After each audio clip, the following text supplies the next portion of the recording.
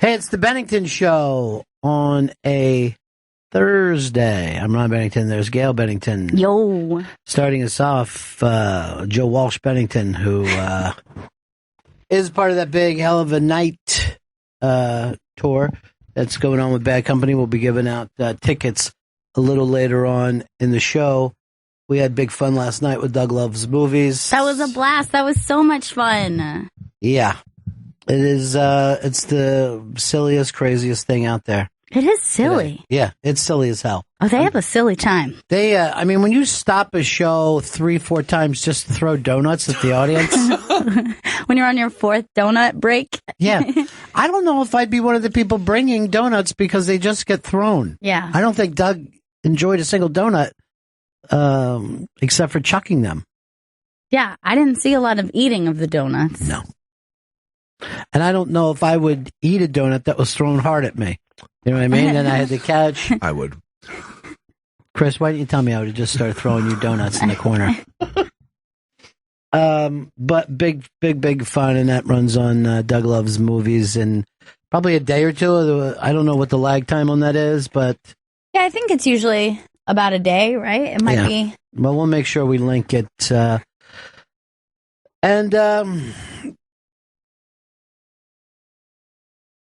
Well, as they say in the business, soonish.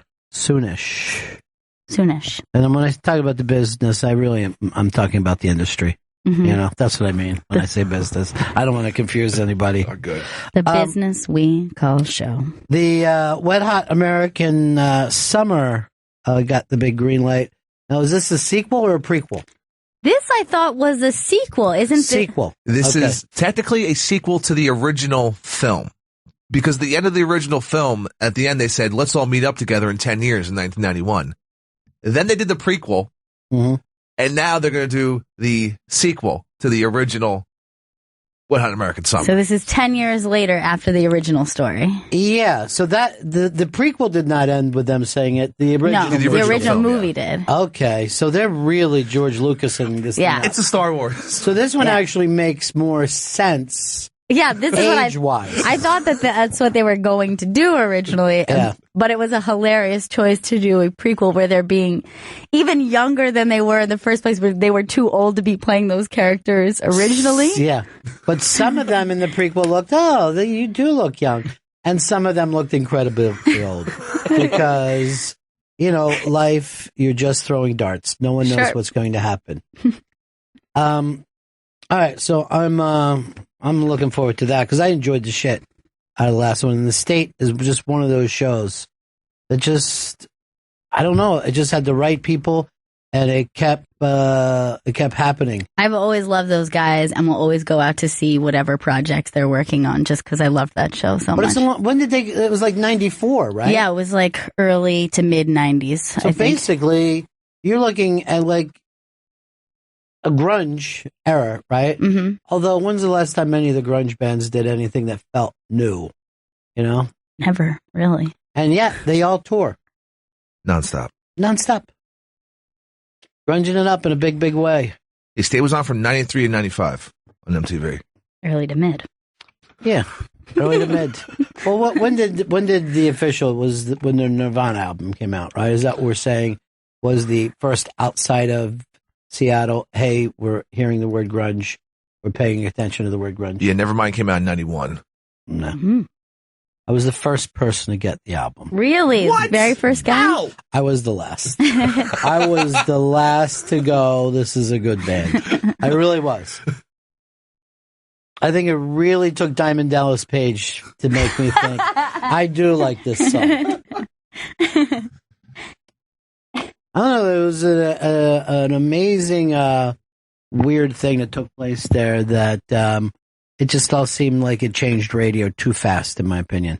Yeah, it must have been like an overnight change. It was an overnight change, and not everybody reacted overnight. You know what I mean? Like, it became a thing that almost like people bitch about hipsters. Yeah. Like, these fucking grunge dudes. They're flat. I was living in Florida, and there was no reason for anyone to wear flannel, and a lot of people did. Yeah. Now, in Seattle, it made total sense to wear. that, right? But luckily, the trend was to wear it around your waist because Florida people were wearing flannel that they never were going to put on. You couldn't put it on. Yeah, so it was just for around the waist accessory. Put it on and risk death. All right, this is the. I don't know whether we put these all up yet, but Carly. What's her last name? Is Fiorina? I thought it was Fiorina. All right, Fiorina.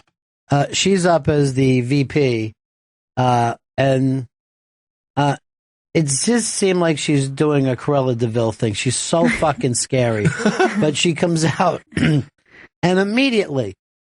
And the cruise people have to be freaked about this because you're saying this is a responsible person, not a personality like Trump.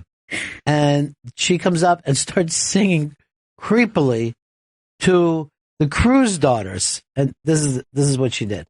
I know two girls that I just adore.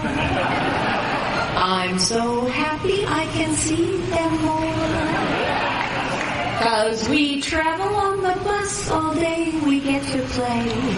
We get to play. I won't bore you with any more of the song. But they have 4 verses, Caroline and Catherine. Love you, girls. She said there's 4 verses to that. Oh, my God. That's a very strange thing to share. Not to do. You have a little song with them. That's fine. It's just weird to share it. Right. I like this whole gimmick because he's saying, this is who I choose as my vice president, as my running mate in the hypothetical world in which I get this nomination. Well, this is a very premature for somebody who's lagging pretty far behind. Gail, we live in an alt-universe world where we understand that there's another Batman somewhere. Sure. So in another world, these two are leading. And I'm going to say this about Carly. She's like one of those middle-aged, crazy in bed, dirty talkers, 100%. That she's in there banging some black guy while she's forcing her husband to watch. She's just screaming shit. It's fun to finally have an adult cock to deal with, you know? You could just tell that what she lacks in one area, she makes up for in just spunk and creativity. Dirtiness. Yeah. Straight dirty. Well, talker. she's going to be our Earth 2 vice president, so I'm looking forward to it. I can't wait to follow that whole storyline, wherever it exists. Thank God for the multiverse. The multiverse, which apparently is real, if you believe Neil deGrasse Tyson, and then also that the world that we live in now is just a hologram being shot from somewhere on the other side. Now, these are the same fucking scientists, right? Who, if you bring up God, they act like you're an idiot. And yet they're okay with this being a hologram. Yeah. Now, if this is a hologram, right? Why can't I take a sledgehammer and hit Chris Stanley in the head with it? Why doesn't that just work perfectly? Our alien fucking overlords who programmers. Just to hear everyone scream, it went through his skull. How did that happen? And I could just drop it and go, we're in a hologram, folks. There is no sledgehammer. And there is no is. Good night, everyone. Your mind just got fucked. Come back here. Explain yourself. My brain! And I'm gone. Crazy! Fucking weird-ass science is as weird as anything we have. The only reason to bring up the hologram thing is holograms are hot right now. And it's the only reason. Like, remember when the Matrix was fucking happening? No, first of all, that was 17 years ago. Remember the Matrix documentary? So that isn't. Are you saying because Tom Hanks has that give a king a hologram, that's what makes it hot? No one I know is going to or will see that movie. I read the review of it. I was like, I didn't even know this was happening. I know. What the fuck is Tom Hanks doing? This is the weird world that we live in now. Like a Tom Hanks movie comes out and you don't know about it. And every Bruce Willis movie is released on demand.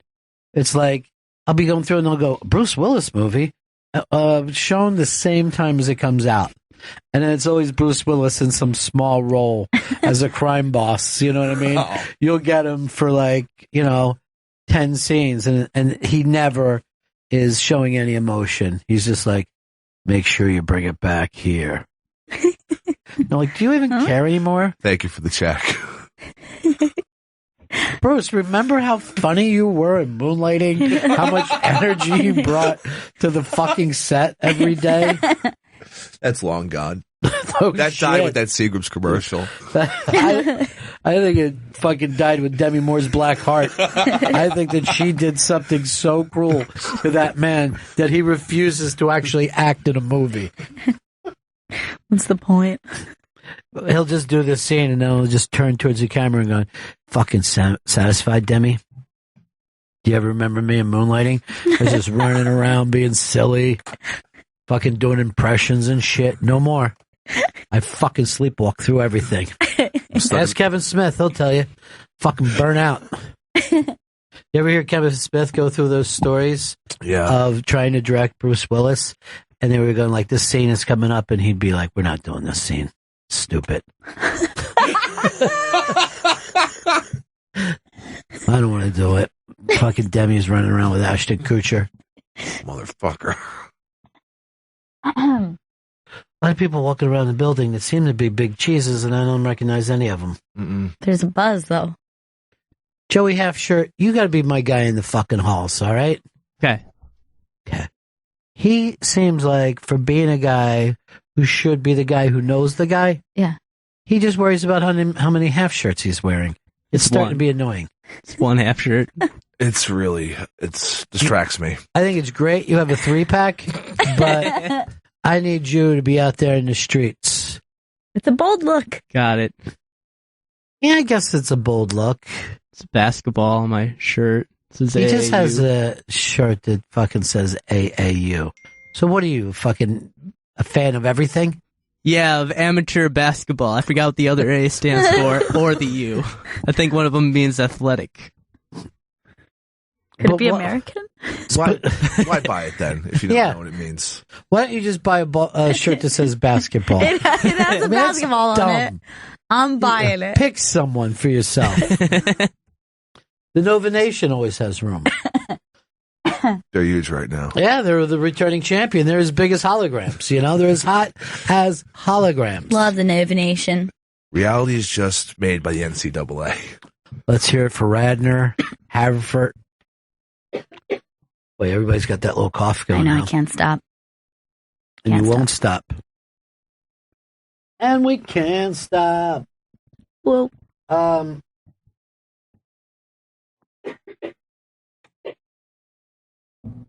This says to you, Gail, nary a week goes by that I don't tell someone I bought $240 worth of pudding.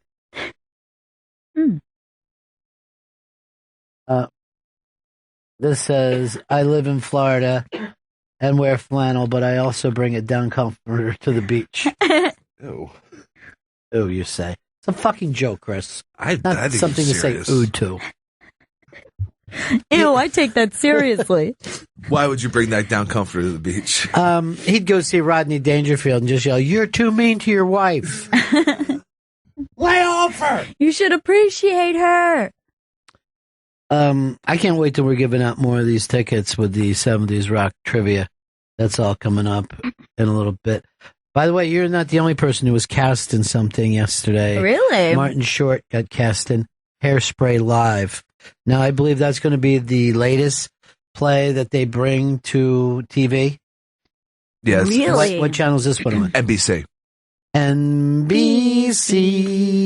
Does it say who he's cast as? He's playing Wilbur Turnblad, the husband of Firestein's Edna Turnblad. Oh, I would have thought that he would have been the DJ guy. Yeah, me too. I think that's the character's name is DJ Guy. Hey, everybody, it's me, DJ Guy. This is Joey Halfshirt. He'll be with me for the rest of the day. Now, that in the original movie, that character was played by Jerry Stiller. The great Jerry Stiller. The great Jerry Stiller. Which I think of all the time, anytime we're doing plugs for someone, because he says, "Why don't you give the Hardy Har a little plug?" We might need that as a drop every time we plug something. We do. Let's do that. Why don't you give the Hardy Har a little plug? the Hardy Hard. So fucking great. Doug wants you to do Doug Loves Movies. He does? Yeah, he Dougs. He does? So you got to ramp up some of your great impressions for that. I know. How many extra points for impressions and random movie quotes? I don't want to fucking, give anything away from what's coming up. But the way the audience turned on Bobby Moynihan for simply saying that he went to Batman versus Superman. I didn't know it was that universally hated since it's made almost $1 billion. And poor sweet Bobby was like, why are they booing me? Just went. It had nothing to do with it. He's only got 3 more weeks of Saturday Night Live this year. I can't believe it. And then... Are you ready for the summer? That's a strange fucking movie, isn't it, Meatballs? When you hear some of the almost kid-touching stuff. Oh, yeah. There's some really weird comments that didn't seem that weird to me when I was young. But then you're hearing Bill Murray say, like, talking about the 12-year-old bunk to his, like, 16, 17, 18, 19-year-old camp counselors, being like, yeah, they got the equipment, but they're not quite ready yet. And we're like, not even talking about teenagers. We're talking about, like, 12-year-old girls. Tweets. And then later, as an adult, you're like, that's bad. That is weird. I didn't think when they just sit around at night and start singing about being nookie bound. I mean, I'm almost feeling like you're a monk if you're there to watch kids. You've got, and What Hot American Summer, same type of thing, but luckily there you don't see many of the children. Oh, no, they're an afterthought, the actual kids. We used to call it arts and farts and crabs. Back in the Stone Age. Back in the Stone Age. Jesus Christ was my fucking camp counselor. See, that's perfect. Can you use that for Doug? Ready to go. Put this Doug. in my... And by the way, I don't know how you're going to take this, Chris, but he's asked to bypass you and go directly to me. We text all the time. I know. He says, can I just get your number so I don't have to go through Chris? I said, this is highly unusual. I'm going to text Doug about this right now. Then I'll be like, then who do I blame? Just give him my number. Say it's yours. Yesterday, Chris says to me, Shuli wants you to know that he loved the unmasked that you did with Norton. So I just go, how did he hear it? It hasn't been on yet.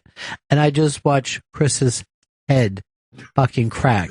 And he just gets up and he's going to start texting. I'm like, leave Shuli alone. I don't care how he heard it. And then Shuli comes over to me.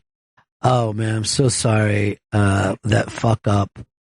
Chris texts me, and I'm already thinking I told Chris not to text you. Yeah. But, I catch him in so many lies. And then he goes, I was just really stoned and listening to the one from 7 years ago. Everyone I know is always really stoned now. But the best is Chris's face. You watched him have a thought that just would never occur to him. Like, could you imagine somebody saying, first of all, you were the producer of Special Projects, and this is your project. And then he passes him in the hall and says that, and he's like, sounds great. Yeah. Glad you loved it. And then you watch him go, how?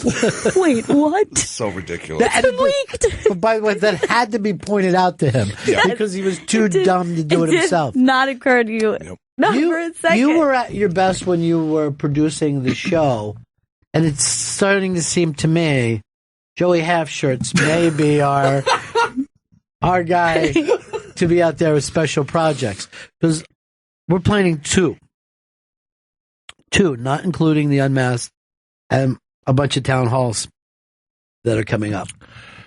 It might be a half shirt swap. Is that what we're talking about? Yeah, a half shirt for a half wit. That's what we're talking about. Please tell me they're not literally going to swap shirts, though. Why not? They wear the same size. I'm fine with it. One size fits Al. God. Oh. What was that liquid? It wasn't all liquid. Some chunks? Yeah. Stop. It was solids. Chris? Yeah. I want you to leave this room and switch with Joey Halfshirt because you're disgusting. I don't want to be. I know, but the rest of us have to make it through a show. Okay. And I just heard a gurgling amount. And then what'd you do? Suck it back down? Yeah, I swallowed it. It came up and I swallowed it back down. Gail, careful. You're going to be in the other room. A co-host can't be gagging because of the things you do. I'm going to leave this room. Yeah, go in the only room you can smoke in. Yesterday he did the same thing in front of me, except for he picked up a coffee cup. Oh, stop it. And then puked into it? Like, just started spitting up. It's just phlegm and bile. Oh, my God. All right, Half-Shirt. Hey, Half-Shirt. What have you brought in here? We brought in some Lysol for all of us and all of our health and safety. By the way, did you bring this for us, too? Some hand sanitizer? We did, yeah. I'll take some of that. That is so great. Smells great. Because I was right near Chris today. And some of the germs could have jumped off him and on me. He has been doing this in the office all week. And these are my cigarettes now. Oh, come on, no! Put these right there. But he's been just puking? Just like hacking, just like that. And stuff coming up? I basically have a spittoon in the office. Yeah, it's called your computer monitor. No, it's a cup, bro. Oh, nice. It's Bring Your Kids to Work Day. And there were just little kids staring at us while they were drinking out of a Coke can. They're like, my dad's work is great. There's a Coke machine. A lot of kids, though, huh? Remember when I used to come to Bring Your Daughter to Work Day? Yeah, you still never stopped. Yeah, when are you doing Bring Your Father to the Movie Day?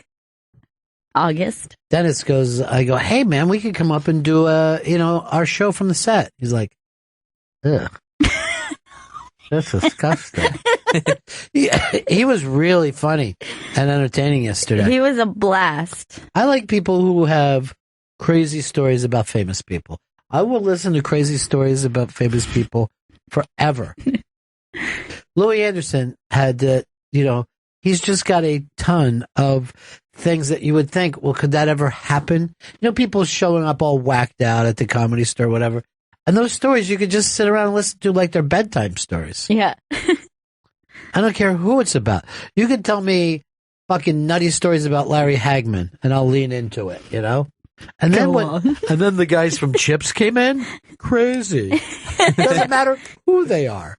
I just listen to whacked out stories one after another. All right. G-Man said this. Joey wearing an athletic shirt is like Chris wearing a fucking Mensa shirt. Haas says, can't believe I missed you on #Doug Loves Movies last night because I went on Monday night.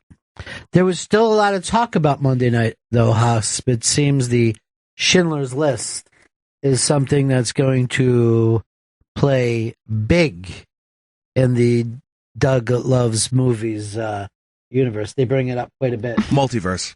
Yeah, multiverse, I guess, is the best way. How do you love that word? All right, Sharon, what's up?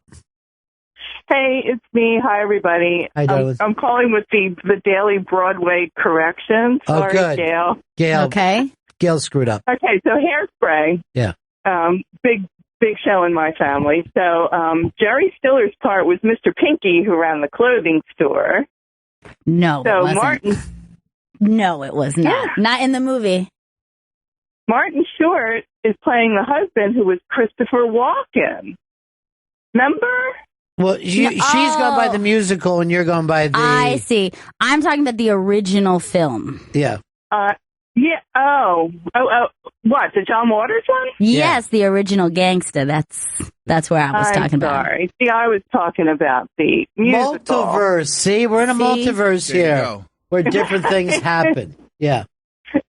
And the DJ guy is going to be played by Derek Huff of Dancing of the Stars fame. See, I don't know Dancing him. with the Stars, whatever. I actually never saw that musical version. You're you're a John Waters I'm person. such a huge John Waters fan, and I love that movie. Me too. But here's the thing. But I'll tell you what. Oh, I'm sorry. Go ahead. I was just going to say John Waters made more money off of that, selling out to that, than everything else in the rest of his career. I know, and that's why I was not angry about it, because he deserves everything that he got from that. But when people bring up John Travolta, I'm like, what? It's divine or it's nothing. Divine was, in my opinion, the greatest cross-dressing person of all time.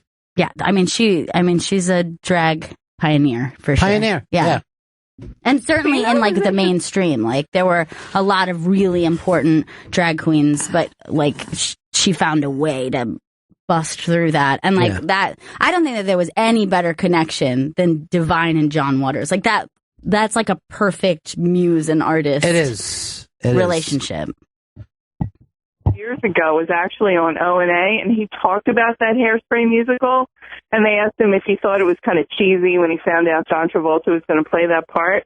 And he said no, actually he was thrilled about it because what that did was it got his work out to a larger audience. Right. In other words, I think in that sense it makes me feel better about it because I felt the same way you did, Gail. And I was like, really? John Travolta? I think it always feels good when there's a lot of money coming your way that you didn't expect. This is comforting. Yeah, this is fantastic. It's like if someone would tell me, I took your dead dog and made a bunch of hats out of it, and here's $500,000. Well, I have that, I guess. Yeah, that feels good. Thanks, Sharon. By the way, speaking of the gender fluid thing, it seems like America's favorite of all time, Caitlyn Jenner, made a speech where she said she went into the Trump Tower, into the ladies' room, and dropped heat, and was very, very proud of it. Oh, God. Yeah. She said she was in there for about an hour. Oh, God. She said it took her a while to get going, but once it started happening, she didn't think it was ever going to stop. Oh, she took time to enjoy her liberties. So I don't know what she's hoping to prove, because I don't think that Donald cares one way about that. I don't see him as one of those people who, that being said, if he thought the majority of people wanted that and he was getting a lot of attention, he would clearly say, let's keep our bathroom safe. I'm sure he would take that stance, but I don't think he has at this point. I could be wrong, but it doesn't seem like him. No, it doesn't. No. And I don't understand why this is the kind of thing that Caitlyn Jenner does rather than any real work. Yeah. Some publicity thing to come in and just say that she went to the bathroom. But I guess someday kids will have to learn that in school, Yeah. Who was the first transgender person to publicly state that they pinched a loaf? Here's what she said. She took care of herself. Oh. And I don't know whether that means she stroked her cock. Oh, my God. Or what. I take that as masturbating. That sounds like masturbating. Josh in Colorado. Hey, and about Divine being the best all-time transgendered person. Which is what about drag Tootsie? queen, but Drag queen. who? Tootsie.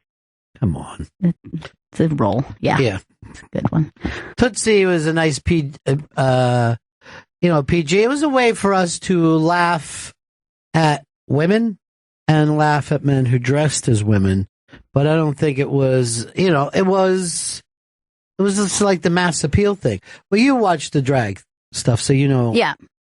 Who's the greatest of all time? I mean, I think the greatest of all time, you've got to talk about Crystal LaBeija, her drag daughter Pepper LaBeija. I would put Divine in this mix. I mean, if you watch RuPaul would be like, after that wave would be RuPaul, who kind of like passed the torch there. And now there's a ton of drag queens who are kind of taking it to the next level. They're like, some of them are comedians, some of them are performers, some of them I would go with some of those sideshow people who grew half a beard and then they did the half as a woman. Sure. I mean, I know that that's not politically correct, but from an entertainment point of view, that these fucking farmers would just buy tickets to go in and see somebody do that act, That's mind-blowing to me. Yeah, and of course, drag performance, that was all of Shakespeare theater was done in drag, all the female parts. I'm pretty sure, I could be wrong, but I think even most ancient Greek plays, I think, were men playing the female parts. Yeah, because there was no big difference to the Greeks. You know what I mean? Would you consider, like, Kids in the Hall and Monty Python, would you still consider that drag when it's done for comedic purposes?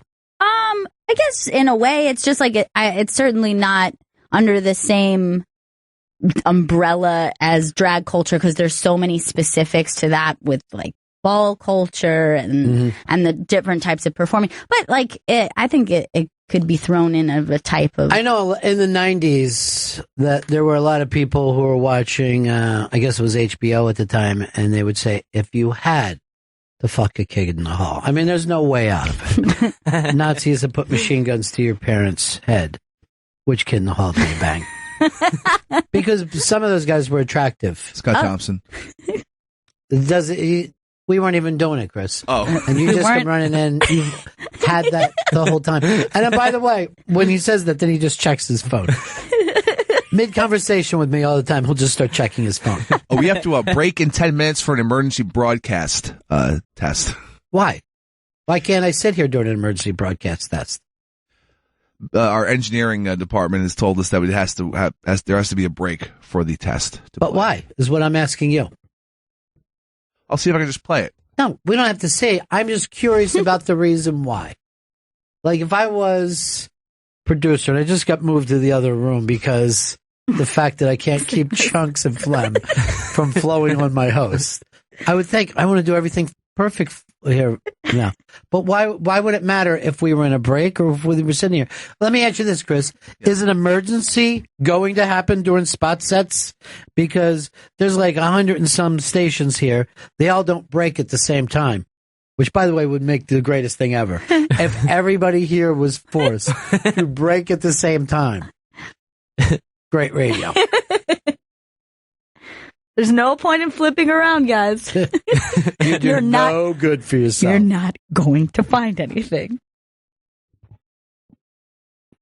There's a couple new developments with the Prince investigation. A search warrant was issued, and because they found painkillers on him at the time of his death. Now, the National Enquirer has already put out a report that he died from AIDS, but he certainly didn't look it to me. It's Carmelo Anthony right there. Ah, sweet. Very justifies my half shirt. Just want to throw that out right get now. him to sign it. Get him to fucking sign your shirt, dude. Go, Joe, go. Sign for all basketball. No, don't bother people in the hall. You see, he was ready, though. Yeah, I know. He was ready. I got Chris's wallet. It's a constellation. God really? damn it. Yeah, dude. Open up. Let's see how much cash is in there. All right. There's Velcro. I lost my other wallet. 20, 40, 60. Got like $100 in here. Whoa! He had 100. What? Look, here's the thing. You could have easily lifted 40 because he's too much of a blackout artist to know. He goes, oh, shit, man. I guess I fucking just started buying shots last You night. should have just said, $20 in here, that's it. Are you a big Carmelo Anthony fan? Yeah, I'm a Mellow fan for sure, yeah. Not me. Not me. I'm in your camp. To me, if you can't build a winning fucking and potentially championship team around the guy, you're better off trading. They should have never re-signed him, the Knicks. Thank you. It killed me when they gave him that new contract. Phil Jackson, don't know what the hell he's doing. Well, I get that, like, you need a marquee name, but you need a marquee name that can take you further in life. When's the football draft? Starts tonight. When? Starts tonight. This is the worst time of the year because people cheer and boo things that they have no idea whether they would work at all. And, like, the Eagles thing is just nuts. Their quarterback that none of us want him to re-sign now wants to leave. It looks like they're moving up to get a kid, and I guess fucking trade a guy nobody wants. I don't get All any this of stuff it. is too confusing for me. But there's no, you're cheering and booing things that may or may not happen. Fucking Browns fans lost their minds in a good way. They cheered when they drafted Johnny Football. Well, that's the draft. And look at Houston. Remember who they drafted? Oh, Clowney. And how much has he played? Barely. I think he played half a season last year. I don't even think there's half. 2 years, and you can count the number of games that he's played probably on one fucking hand. Yeah, he missed his first season. And here, the rest of us are supposed to either clap or boo that. We don't know what the future is. We don't know. It's like, all right, I want to put it this way. Let's say Joey went to a high school, drafted a girl that he wanted to marry. Okay. And is supposed to break through 6 years from now. How do we know he's made a good decision? We couldn't say. I think we could say, yeah, I guess she seems like she's cute. Looks like she wants an education. She's going to be smart. But we don't know. Great the combine. She could be a fucking crackhead by the time she gets there. Hey, Bob in Bricktown. Hey, Ronnie B. Hey, how about Flip Wilson? He had the character Geraldine. That's got to be, early 70s? I know it's not transgender like that, but he's got to be one of the first people outside of maybe an old vaudeville act to dress up like a woman. Well, from the 50s, every Monday night, Milton Berle, Uncle Milty, that was his gimmick. And not even trying to pass, just go out there dressed as a woman, smoking a big cigar. I didn't get any of it. I didn't understand it. But if you go to the Friars Club, and I've been there, I don't know, half a dozen times, and every time there would be long discussions about the size of Milton Berle's penis. Really? It just never ended. The penis? That's what they say. Their joke is there's a monument to his penis, and it's on the second, third, and fourth floors. This is the kind of shit that they say constantly. Why do so many people know about it? Because he would take it out quite a bit. Supposedly at the urinals, he would be like, so is this what you came here for? And slap people with it. It apparently was, this is one of the things I heard, so large that he couldn't even get it fully hard. Oh, my God. That's a thing, because I don't want to get graphic, but that means it would take a lot of blood. Yeah, and that's why he would sometimes pass out if he got a hard on. There would not be enough blood to the brain. How was the sex? Well, you finally got hard. You went to mount me and then fell down. And here we are 2 days later. You're out of your coma. And I banged 3 of your friends with normal-sized penises. But seriously, they said that his penis was so large that it was wearing an AAU shirt. That's how big it was. And it wore glasses. Uncle Milty. When he came, they used to call him Uncle Milty. Milky. I didn't do the joke correctly. Well, I said the correct name, but not the correct joke name. I quit. I can't do that. Come back. You got it the second time. I was doing so good with it, too, and then I said Milty instead of Milky. Milky. Emergency update. We don't have to go to break. I can just play the test before 11:47. So this is something you could have done anyway. Yes. I got a confirmation from engineering. Well, let's go to break. We'll be back. Play the 70s game show when we get back. And this is great. Your chance to win tickets. Call in now. 844-ROCK-GOD. 844-ROCK-GOD. Right back. Bennington Show. Yeah, buddies. It's the Bennington Show. One of us was offered a part in the movie. Try to guess who. No hints. Gail, that's the hint. You're still a buzz about it, huh? I'm very much a buzz.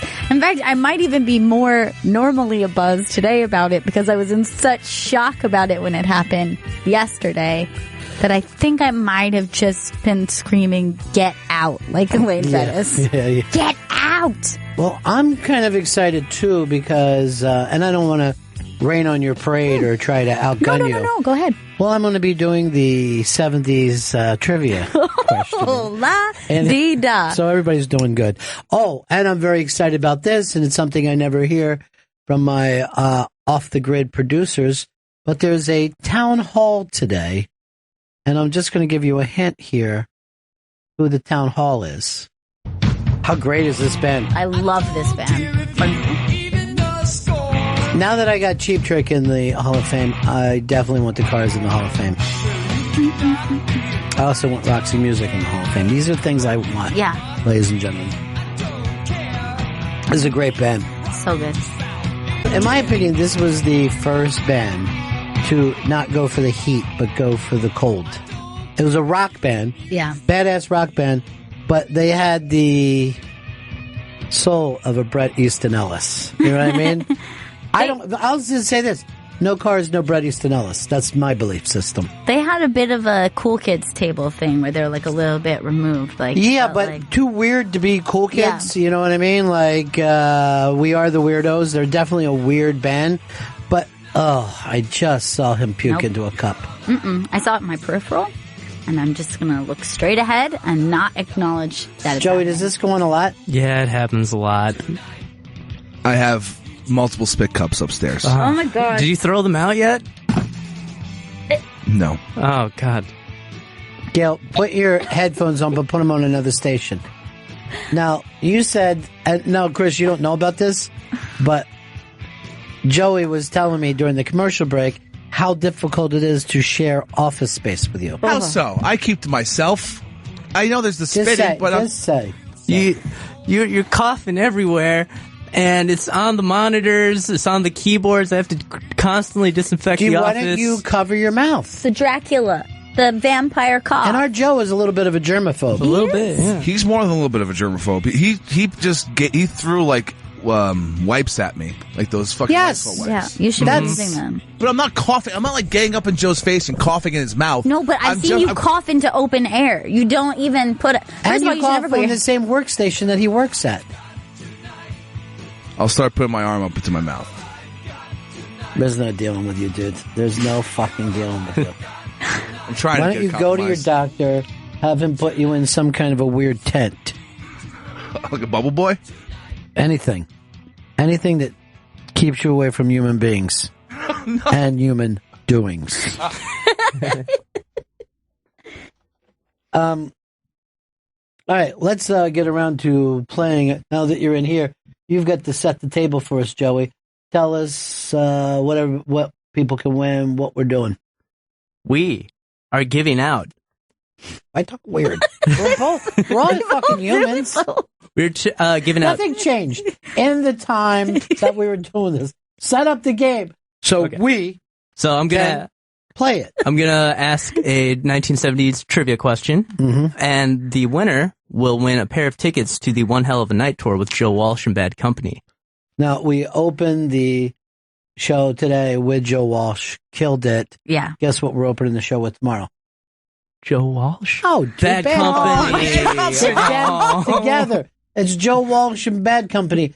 And I was actually thinking about this. Everybody listening everywhere, you're going to do one Florida-style outdoor concert this year. You don't want to be indoors all summer. Just pick one. Just pick one and say, I'm doing this. Doesn't have to be a festival. You don't have to be, wearing a floral headdress. You know what? You could go one of those places where you lay a picnic blanket down and listen to James Taylor, and you don't have to worry about the kids hassling you. Yeah. You could just have a night that is rock, that's under the stars. Something fun. All right? Something fun for yourself. Do that for yourself. Yeah. And do it for the rest of us, because your stress level's through the roof. Let's play our game, Joey. K-Billy's Super Sounds of the 70s weekend just keeps on coming with this little ditty. All right. By the way, we could be sued, Joe, for saying they're going to be together forever. This is really just one hell of a night tour. It's just one tour. But I do want everybody to have one hell of a night. Please this year. Just enjoy yourself. And, reboot The Rock is what I'm saying. Get yourself back into The Rock. And I'm going to just say something about my production team. Look how improved we got with this game and the funness of it. Joey, I'm going to go to Chuck in Chicago is the first person to get the opportunity to play this role. Chuck, how are you, buddy? I'm okay, buddy. I'm driving and illegally calling you on my cell phone. I like the idea of that. So let's do it quickly, Joe. Here's your question. What is the title of the only Fleetwood Mac song to reach #1 on the Billboard charts here in the U.S.? Who's the robot there? That's a hard question. The last 2 days I had to answer. Well, you only know the let me think. Let's go with in the U.S. And I take it with probably the later Fleetwood Mac lineup. Yeah, I would think that you would say the later Fleetwood Mac lineup. Well, Friday is another day, so... I know you're trying to Google this. Talk it out. No, I'm not. I'm in the car. I'm driving in a car right now. All right. And Joe, I have a flip phone, my friend. I really want him to win. Okay, what's my flip? I was trying to get a little clue there with, Friday being...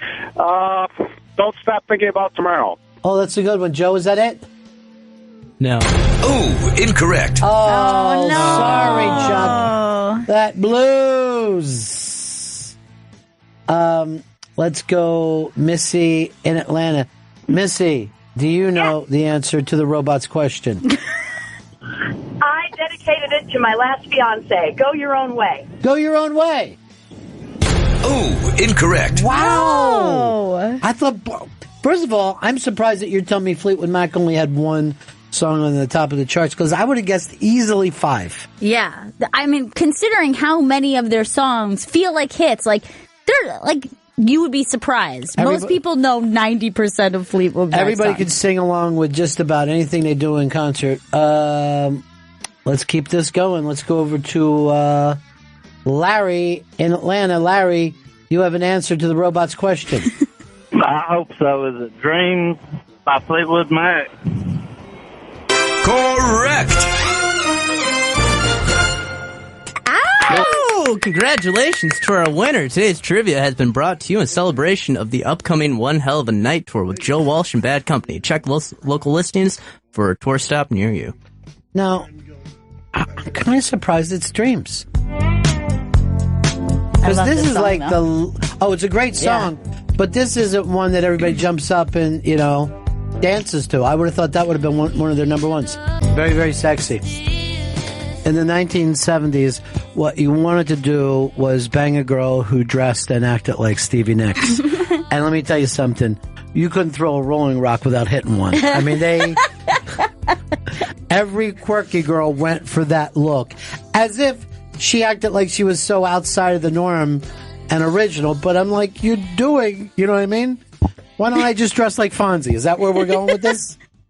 It's LARPing, but it's a very sexy look. It's such a sexy look. Pretty sexy song, too. And I think it's a look that appeals to men, but it's even more so a look that appeals to women. It's a peacocking for women. Yeah.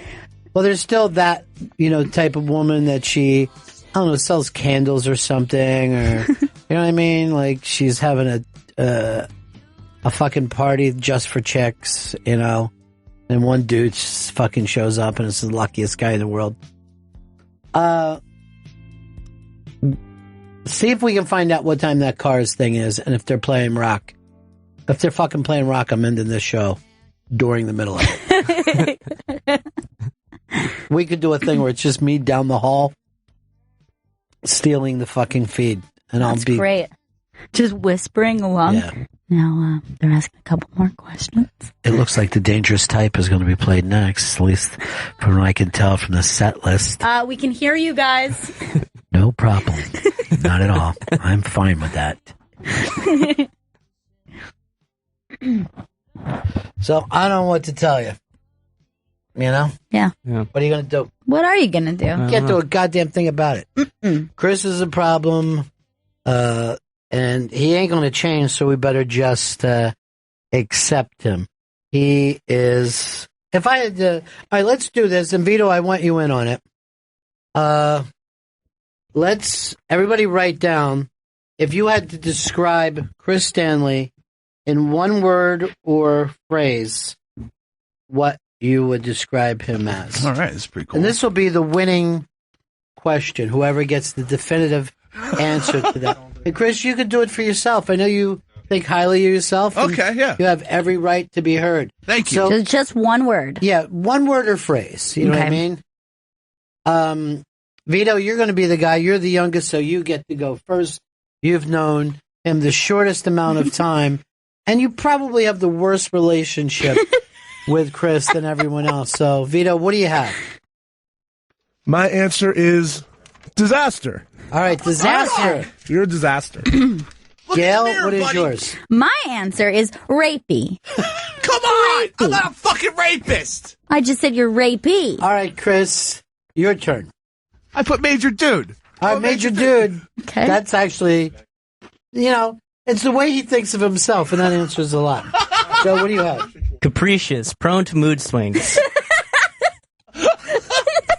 I'll give him that. All right. He's in the number one position right now. I didn't know. Capricious is an actual term? Yeah. It's a wow. word, yeah. I like this fucking word of the day that we're doing with Joe. Yeah, did you hear that from Mr. Dan Man? But I don't know. I'm going to probably have to check in with Dan Man to see if that's true. Make sure. Now, mine seems stupid now. But I feel like if this was a movie, this is how he would be referred to. Specifically a Western. I have him as town drunk. Now, here's a weird thing now that I brought that up. Why isn't in those days were there ever not just town drunks? There was that dude never had a friend, but knew everybody, was in debt to everybody, but he never had a buddy. He was just the town drunk. He was just kind of wandering in and out of people's conversations, just showing up places. And the town enabled him, too, because he was the town drunk.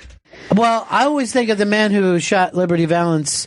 He was town drunk and ran the newspaper. It was the only town drunk I ever knew to actually had a job for himself. Unfortunately, he wrote a great article about how bad Liberty Valance was.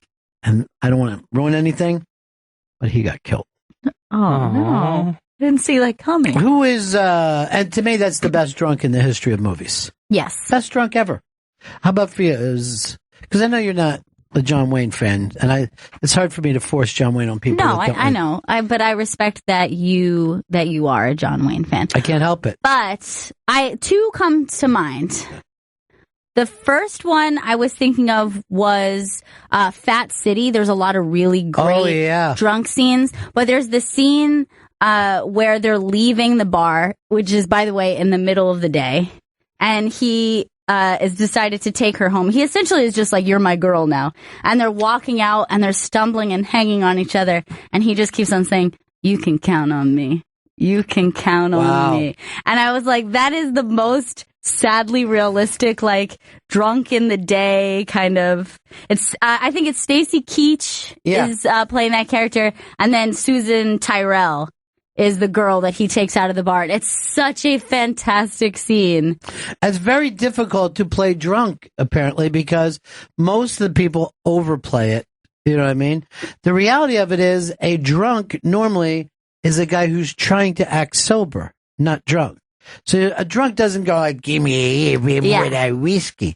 A drunk is like really still and deliberate, you know, and then falls down. And that's what's so great about that scene. Like, they're kind of leaning on each other. They're trying to act as normal as possible.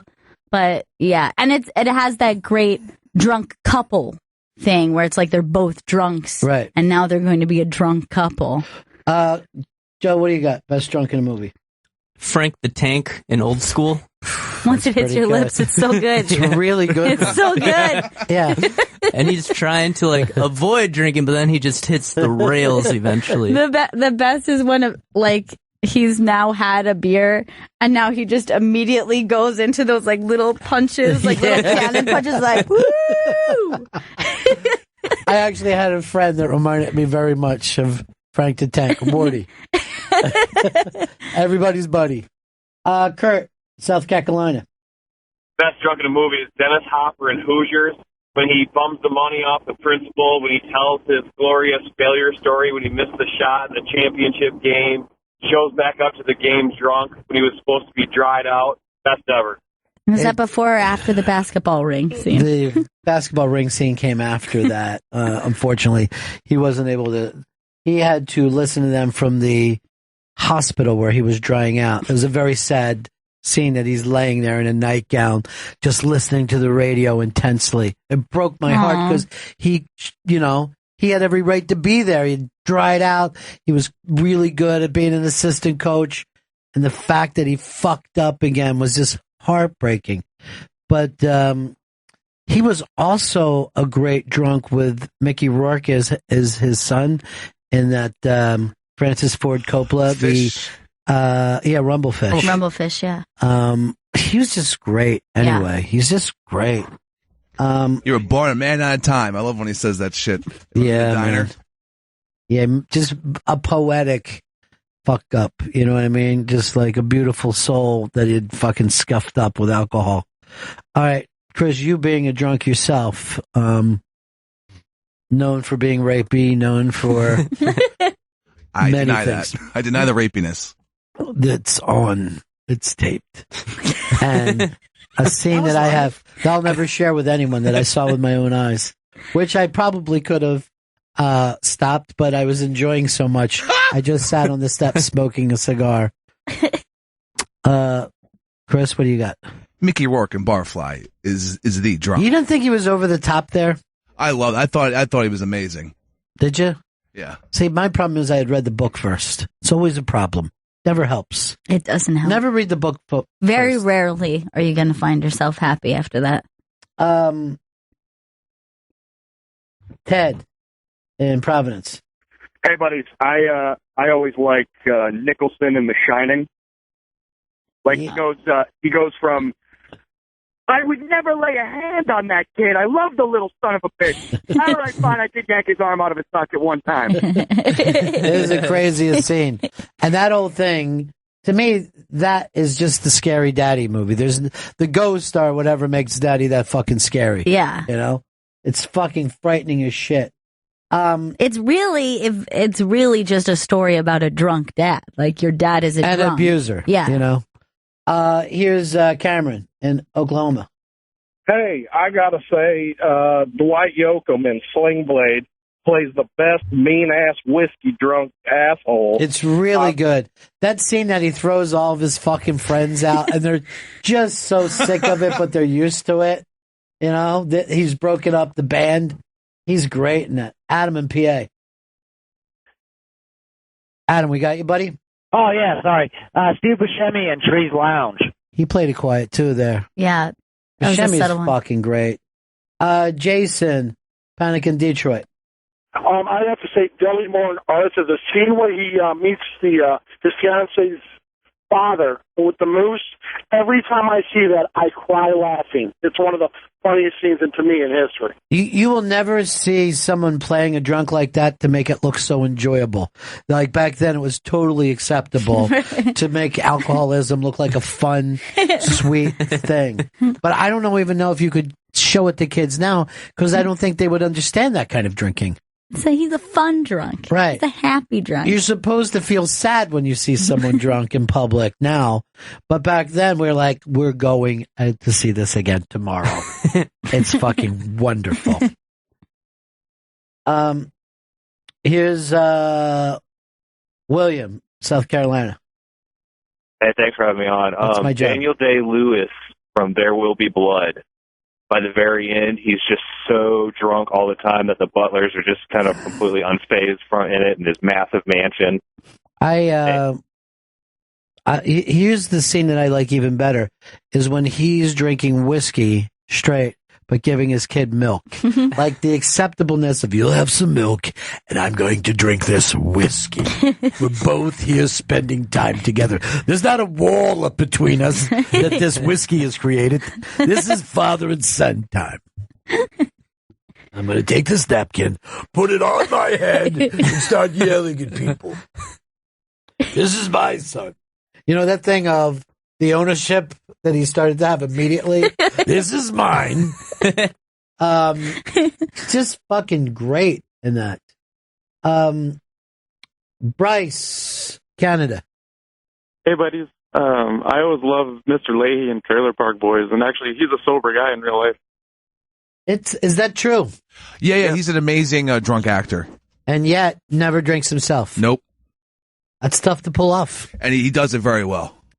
John in Illinois has a spy report for us. Spy report. Hey there, Ron and B. Yeah, I got a spy. Looks like Cat Williams is at it again. Got arrested this time for throwing, I guess, salt at a manager at a restaurant. How does he get out? Oh, boy. Oh, look, they have on TMZ assault and battery. Clever. It's always time for a pun. Yeah. For them. Yeah, for all of us. We can always use a pun. He's got to get out of Atlanta. CJ. Yeah. You said Georgia would never get the comedy stylings of Cat Williams ever again. You know, you're right, Chris. When you have problems, it's best to leave because you leave your problems behind. Exactly. Get out of He's Georgia. not going to take that person out. Is Georgia. Yeah. The number of people that I've met in meetings who moved 3-4 times before they decided to get sober. It's a very common thing. This place is bad. It makes people bad. I'm going to go. This place is crazy.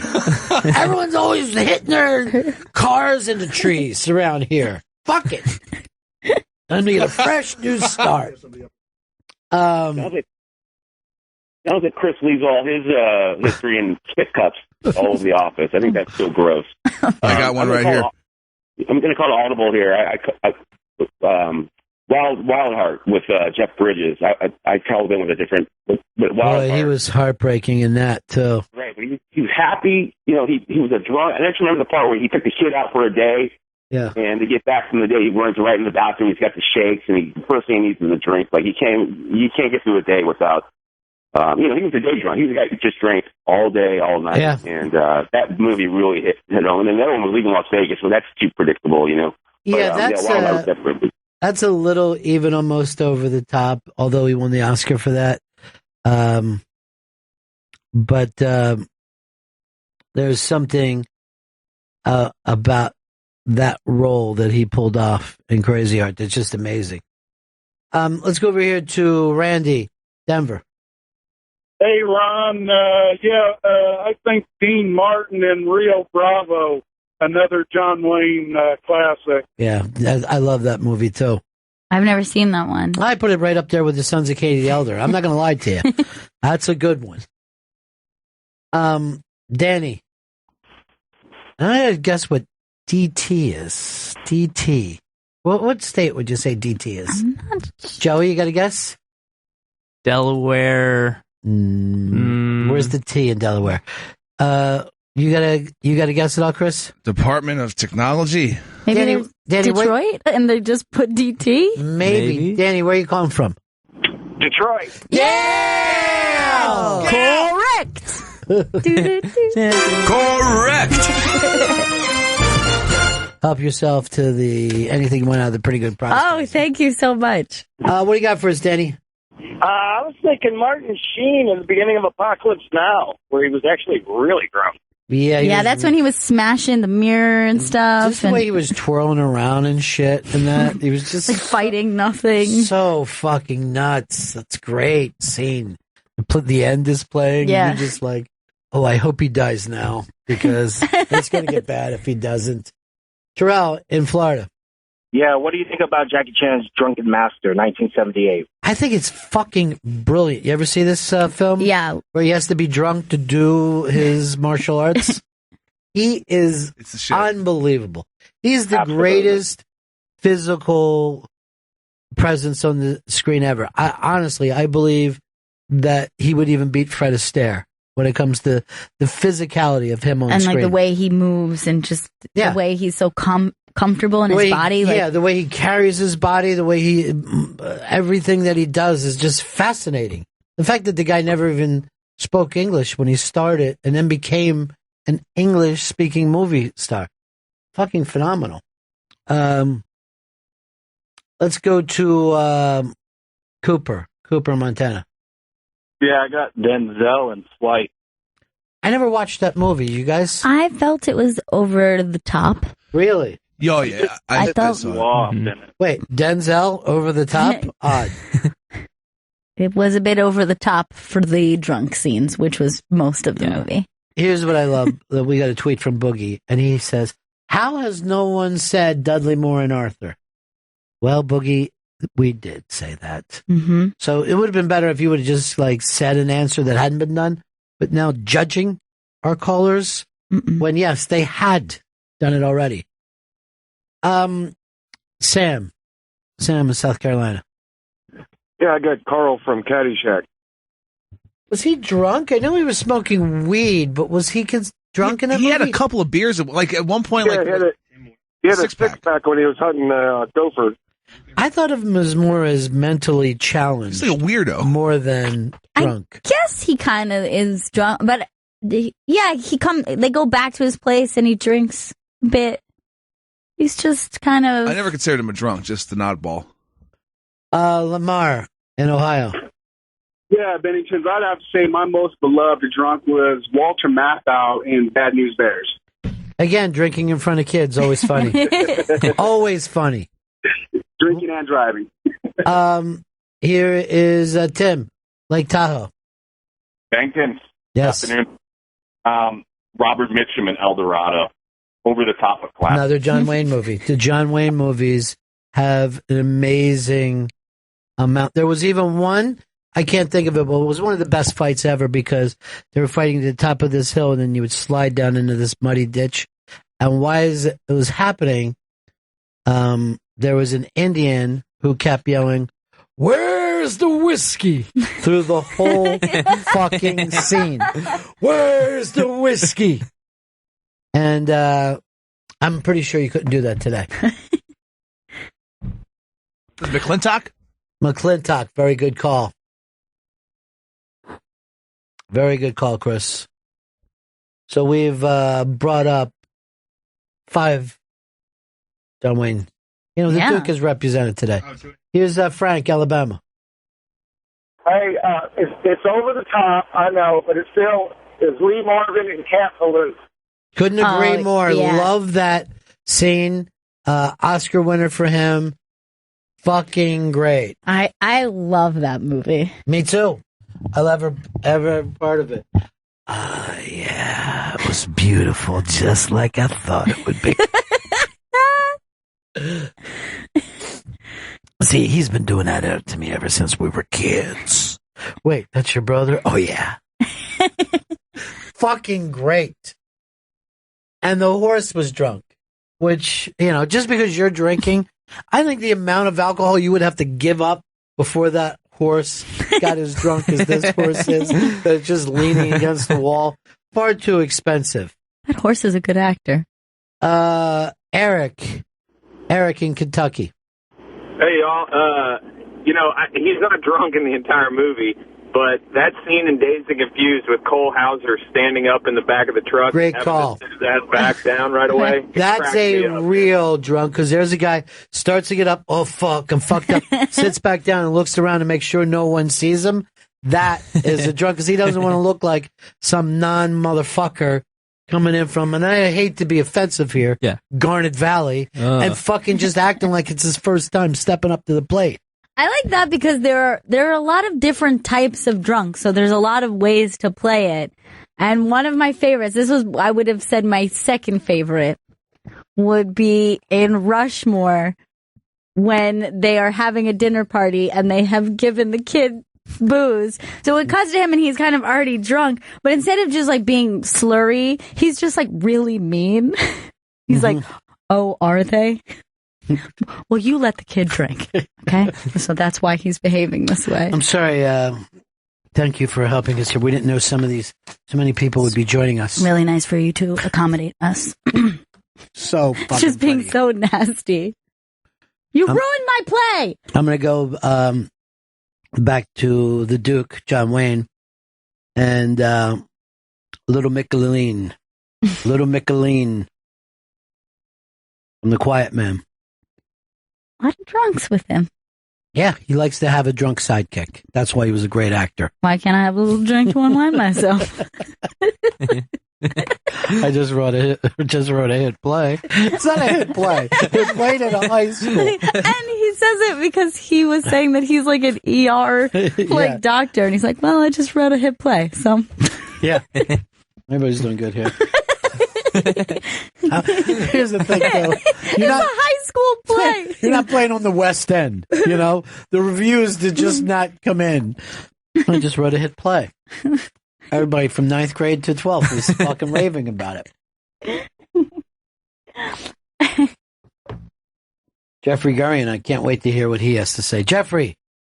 Yes, I'm here. Hey. Hey, how's it going? We're good. What can we do for you, buddy? Is this Ron?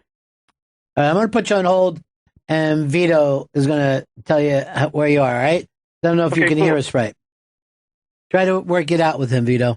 By the way, speaking of the Irish, did you see the little girl fighting with her dad over whether or not she could have a boyfriend? She's 4 years old. It's up on the iBank today. And Irish dad tells his daughter what he'll do if she starts to date. And it's fucking amazing. Oh boy, we're having trouble getting it up. All right, let's it's an ad. Yeah, now you got to do it. Yeah. It's an ad. There we go. So this little girl, only 4 years old, and she wants to have a boyfriend, and her dad is just getting her to be a bad Irish girl. That's all. That's the only reason. I think most things said in Irish accents are going to sound great no matter what. Well, there's something about Irish girls as well, is that their ability to be strong and adorable at the same time. You know, it's never a turnoff when they're mean. You know? No, it's they make it work for them. Let's go ahead and play this. Daddy will break his legs. You're not getting a boyfriend, you're going to be a nun. You're going to be a nun. Guess what will happen after Jesus? See, your boyfriend... You got to learn on two different things, dude.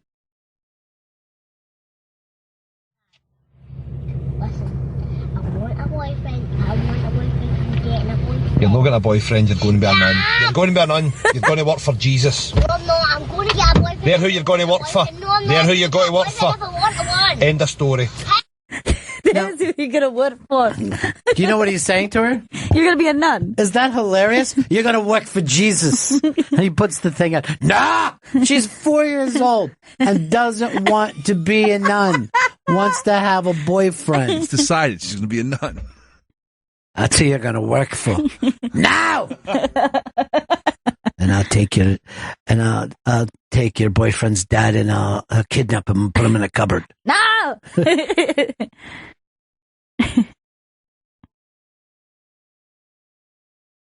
Just constant ads on this thing, huh? Yeah.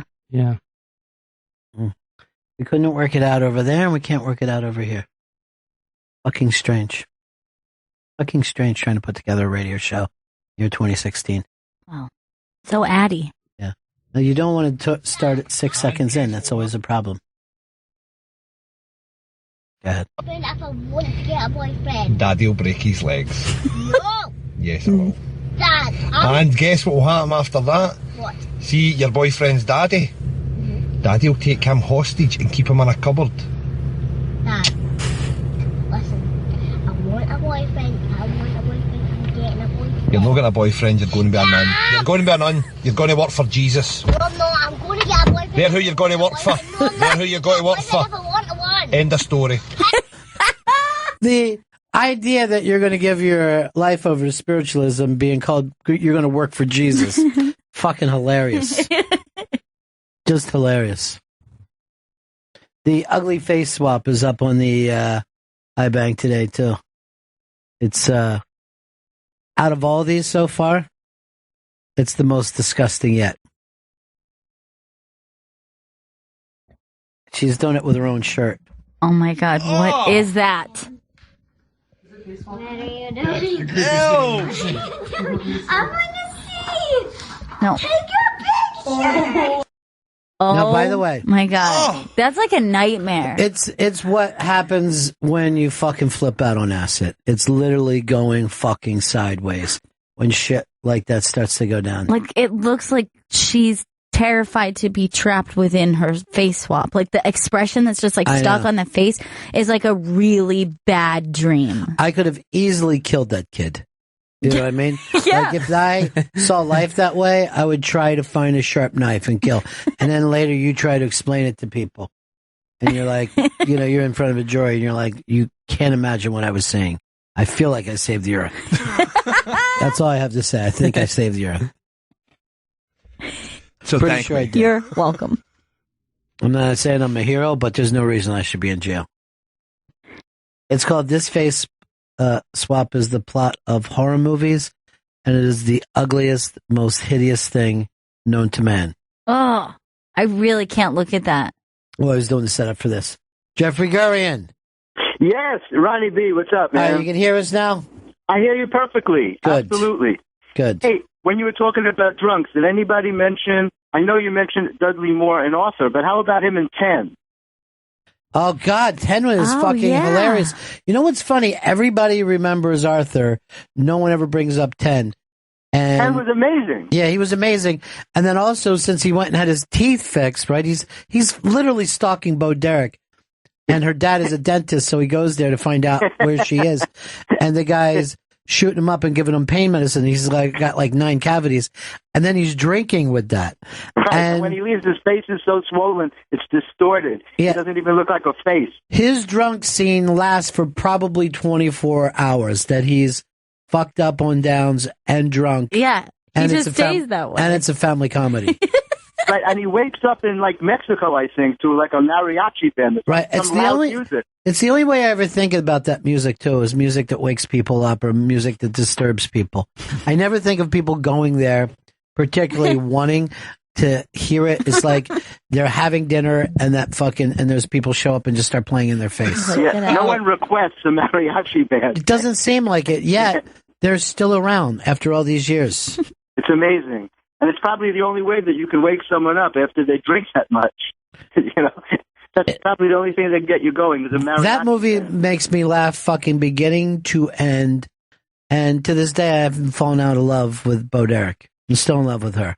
Well, you know, it's one of the only movies that I ever remember. You know, I don't remember a thing, and I'm in constant awe. Doesn't anybody remark that you remember every movie ever made? It's unbelievable. It's just not true. You say that all the time, Jeffrey, but I don't remember any more movies that Gail does, or Joe, or Chris. I just we have a all piece of my remember brain movies. missing. I don't remember anything. But Do we have a friend who you could bring up a movie and he says, I saw it, but I don't remember anything out of it? No, nothing, zero. It's like it lasts for about a day or two. I think I go into a dream state when I'm in the theater, like in the darkness. It's like a dream. Like you only remember a dream for a day or so if you don't write it down. I don't fucking remember anything of any movie, but that I remember. Some scenes from 10. Well, you should be a movie reviewer. It would be the fucking greatest thing ever that you see movies. It would be perfect for me. Now, do you recall stand-up sets? Yeah, that's amazing. That's why I wonder if my if my memory thing is selective or not. Because I remember certain things. I can remember jokes from so many years ago, things that people said, but regular life just escapes me. You've got to be tapping into something different when you're in a comedy show versus when you're sitting in a movie. But he's not an easy laugher. Like, I've seen him at comedy shows order dinner and just start eating. And I'm like, well, that's, and I've heard from people, though, like, Jeffrey comes in, he goes, I can never make him laugh.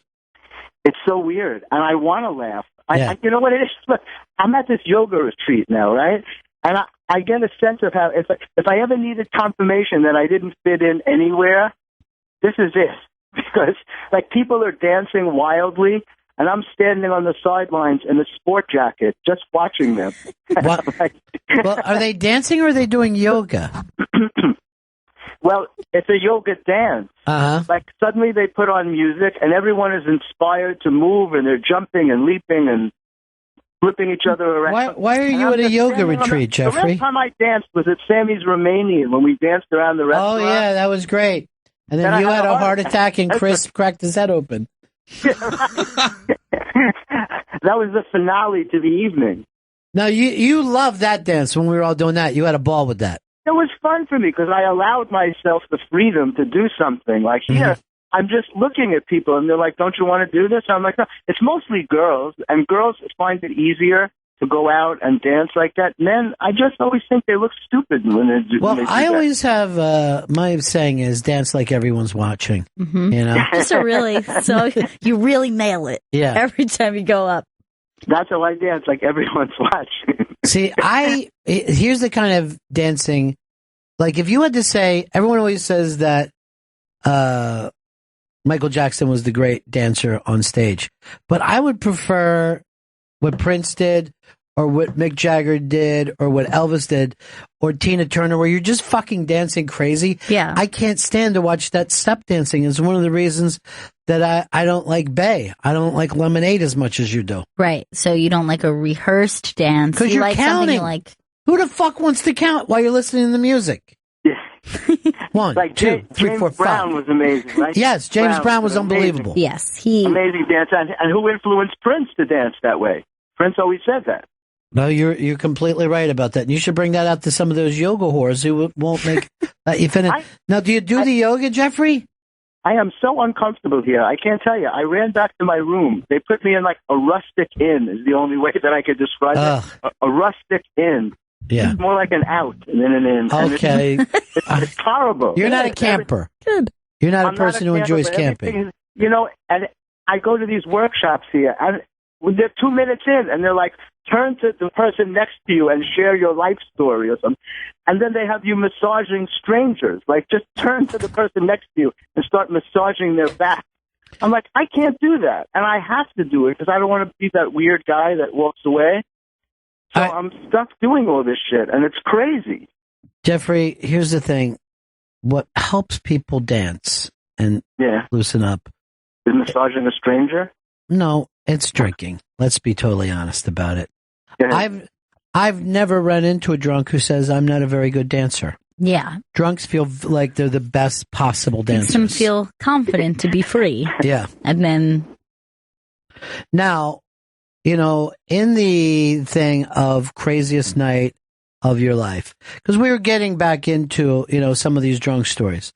Have you ever had a night that would have been good enough for one of these drunk nights? One of these movies like Scorsese's Downtown movie that he did where everything went crazy. After Hours? Yeah, After Hours. Have you ever had a night like that? Well, one hell of a night, if you will. All of those kind of nights always, I think, involve dancing or some sort of thing like that. Like, I think of some of the best nights of my life, massive parties that got out of hand, and everyone was jumping up on tables and turning over couches. I love that kind of night. Those are my favorite memories. Those are the funnest times that I remember with my friends. Sure, because that was my whole life, was doing stuff like that. Yeah, I know. There is a point where it stops being fun, right? But until it does, it gets way fun. Because I think of some of those nights, and I think I'll probably never have another night like that. You'll have some great nights, and you'll have fantastic memories, but you won't have that crazy wild night that you share with your friends. Yeah, where I think you have to be young to experience. There was I think so too. I was just going to say, you got to be in your 20s. Maybe. Yeah, there was a night for me. I would say early 20s.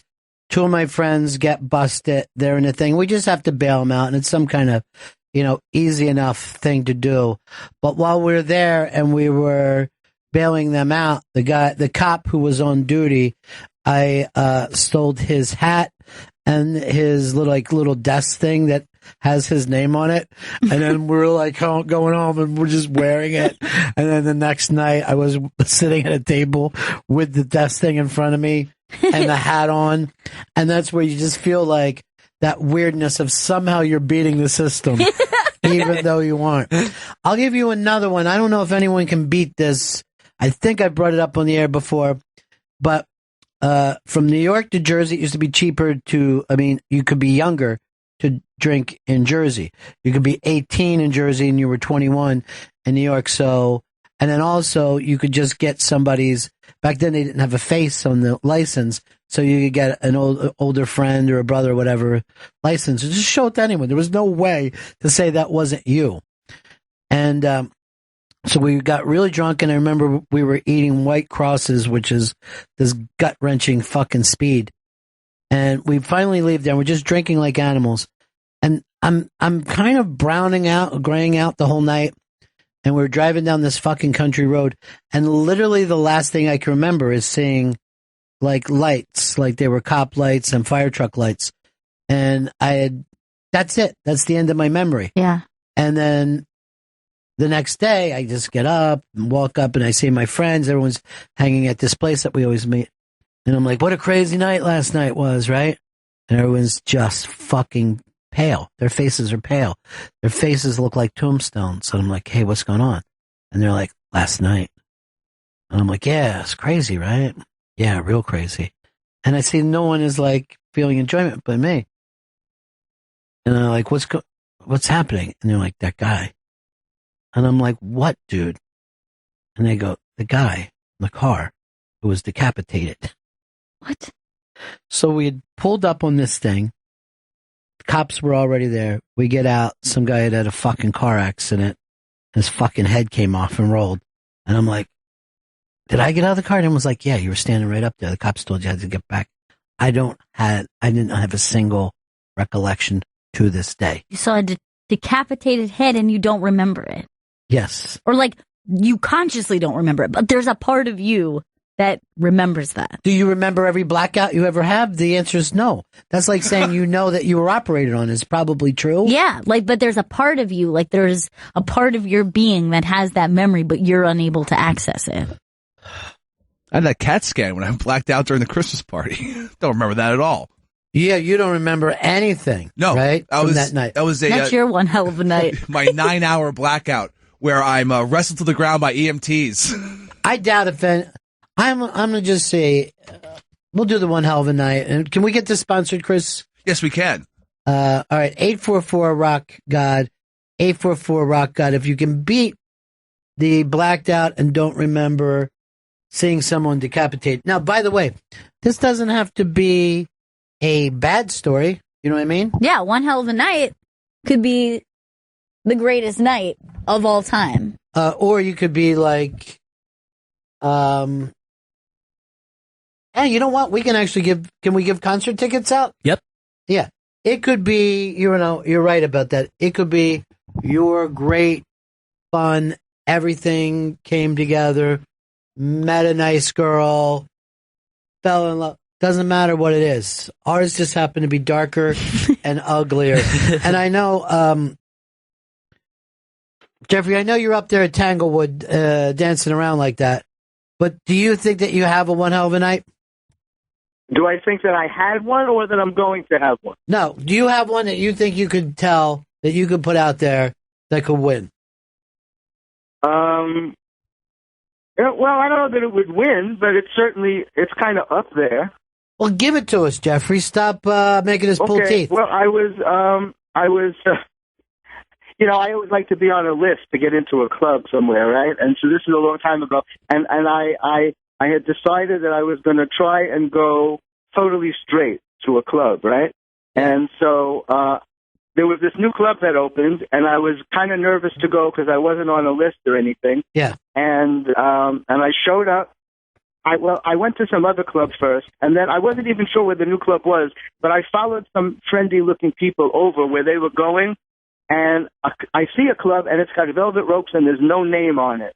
And so I walk up to the door very hesitantly, expecting them to tell me that I can't come in because I'm not on the list, and all the doormen know me by name, and they pull me inside, and I don't know where I am.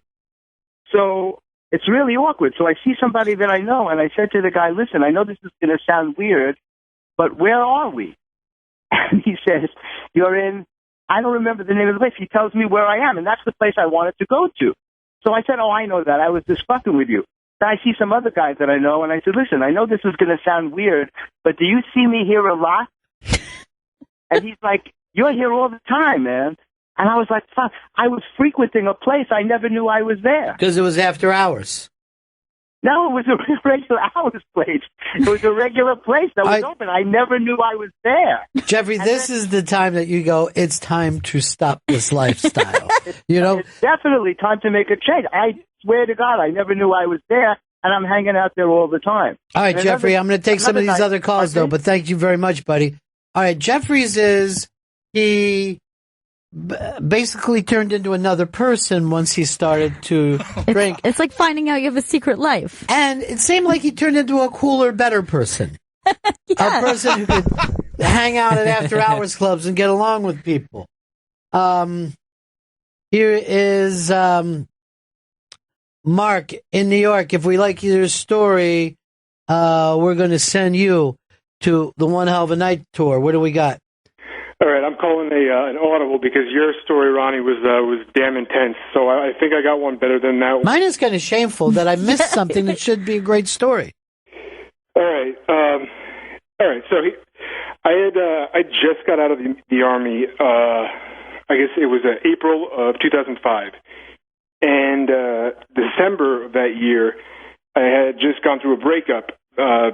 Spent 5 months as a civilian, and I was just down in the dumps. It was the day before my birthday, but my best friends were trying to get me to go out. So they see that I'm drinking, just shotgunning a bottle of Wild Turkey, and my buddy just goes, here, just take some Adderall, and you get off your ass. We got a party down in the meatpacking district. It's gonna be great, and go for it. So whatever. They drag me out, and I'm just whatever, having a really shitty time. And so I get to this bar, and these two guys keep bumping into me, but not because they're trying to fight with me. They're trying to fight with two other guys that are behind me also. And I just kind of turned around and just said, fuck off, leave me alone, or something like that. Stop bumping into me. They kind of just said one thing to me, and it just kind of set me off. I mean, I was not in a good space, and I shouldn't have been out, but I turned around and I just said, look, I will beat 4 people up right now if you just don't fuck off. I swear to God, I'm gonna fuck all of you up. And yeah, so the guy took a step forward, and it was just before he even finished that step, it was like that scene in Trainspotting. I mean, I headbutt him, dropped him, and that's when the blackout came. The rest of it actually. The rest of it was actually, I spent a year going down to Center Street to fix it up, and I found out through videotape, which they couldn't use because one of the kids was under 21, but I found out through actually my lawyer had seen the videotape, and he just said basically I took apart 4 people, and then the bouncer came at me, and he was way bigger, and I couldn't drop him or anything, but I kind of just hip-tossed him over a table. He flew into a bunch of people who were not associated with the fight, so I feel bad for that. And then, so here's the best part. I get outside, and I'm way too aggressive, and I mean, whatever, I'm being a baby. I'm fucking having a fight when I'm 25 years old. It's just sad. So I'm flipping out, but everyone in the bar is just, going nuts. They're, cheering and shit. And I'm just pissed because, I feel whatever, I had some unfinished business. So I'm walking down the street, my friends are just dude, cops are going to come. This isn't cool. You can do this in North Carolina. You can't do this in New York.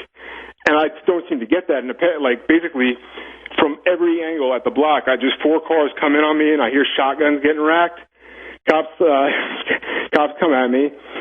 They start to cuff me. They go through my wallet. They see they got the military ID in there, and they look at me. They're like, "Hey, man, I'm sorry. If 10 years ago you win the fight, you go to another bar." Yeah, so those days are over. Yeah, exactly. But yeah, you're very lucky that you end up getting shot. Now, I was telling Chris this yesterday. I said, I'm too middle-aged and too white to be shot by the police now. I am totally out of the police can shoot me. Won't happen. If anything, they're going to try to talk me into, coming out of the building with my hands up. But they're never going to shoot.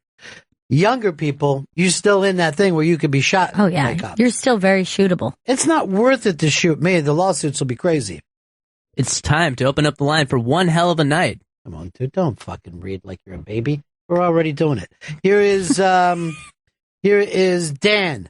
Dan, what's up? Yes. So I was at a reggae fest in Vermont about 20 years ago, and we're tripping our faces off on mushrooms, drinking all day long. And it's an outdoor music festival, and you got to go walk down this path along this giant hill to get down to where the concert's taking place. So I decided to take the shortcut and go down the hill. and I'm tripping my brains out, and I fall, and I'm going head over heels, rolling down the hill in front of 10,000 people, and literally the band stops playing. They look over, and I get to the bottom of the hill, and I just hear, "Hey, Mom, are you okay?" And I bounce up and raise my hands up, and 10,000 people are cheering me on. And for the rest of the weekend, everyone's going, "Are you the dude that fell down the hill?" So you're literally the reggae band stops the show to check if you're okay.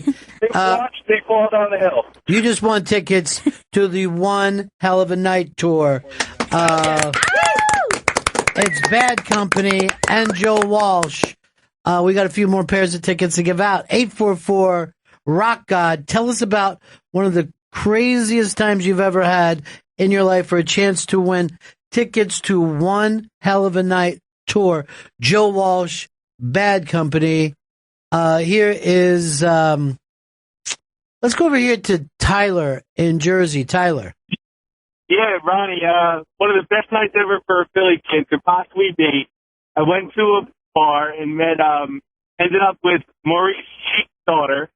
We made out, which was amazing. Best night of my life. And then on the way home, we stole a beer truck that was parked delivering beer. We made it about 15 blocks. We woke up in the back about 45 minutes later. Half the beer was gone. I don't even know who took it. We didn't take it. And stumbled home. It was, as far as a Philly guy, you cannot beat that night. Well, I would have gladly, but the fact that you out at Mo Chick's daughter, I mean, let her enjoy her life. You know what I'm saying? What we say here stays here. Here is Ryan, Strong Island. Hey, what's up, guys? Yeah. So we go to Montreal last summer for a music festival. Yeah. First, we started drinking at 3. We had a dinner reservation at the best restaurant in the city, Joe Beef, at 5. So we go there. We eat, like, the best dinner I've ever had.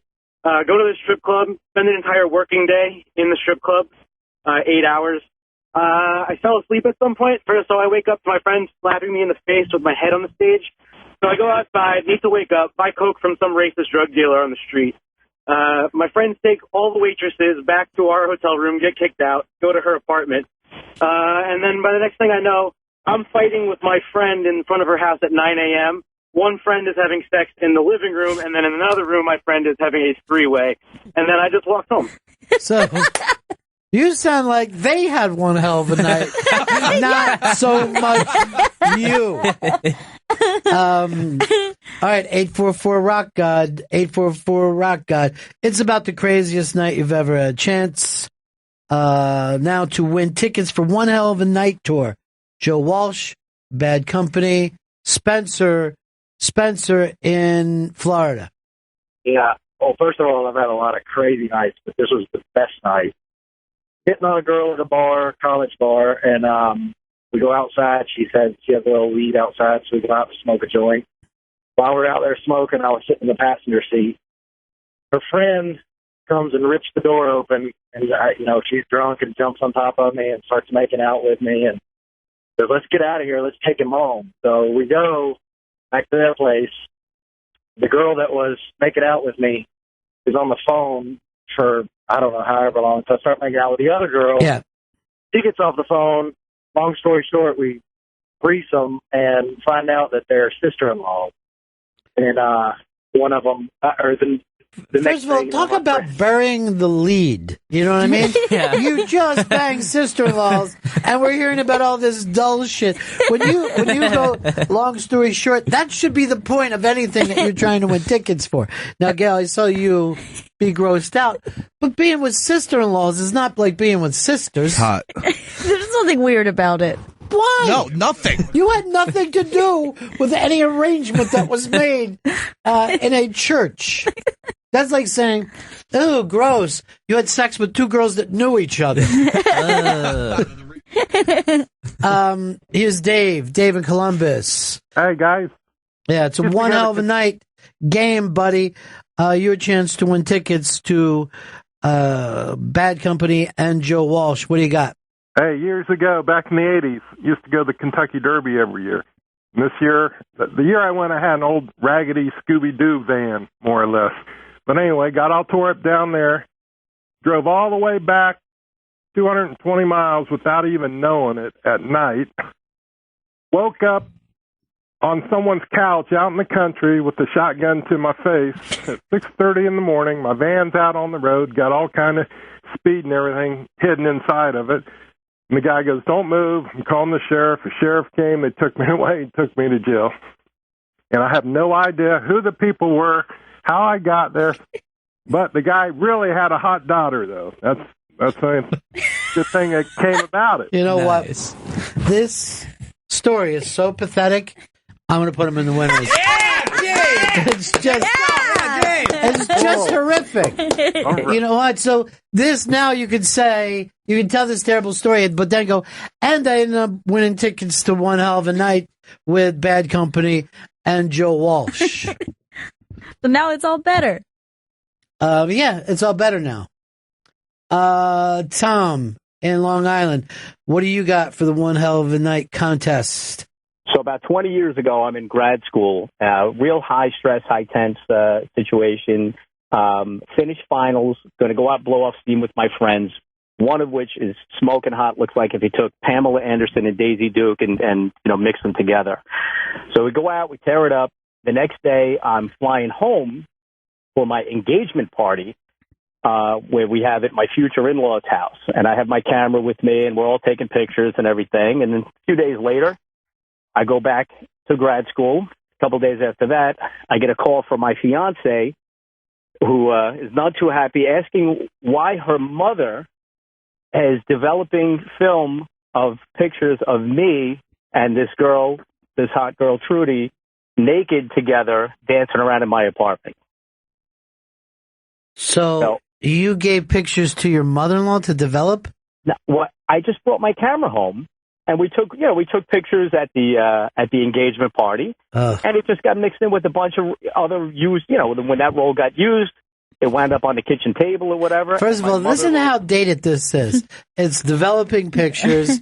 He brought up Pamela Anderson and Daisy Duke. I mean, seriously, you're going to tell me Fatty Arbuckle came in with a champagne bottle.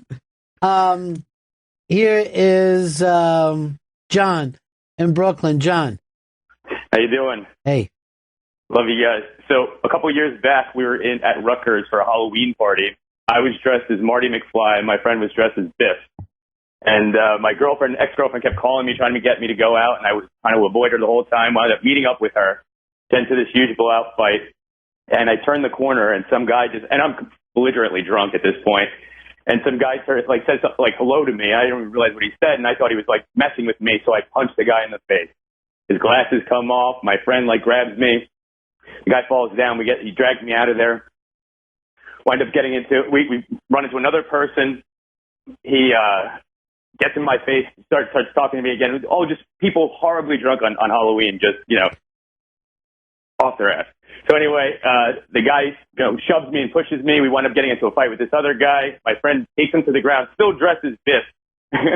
Biff is the best part of this.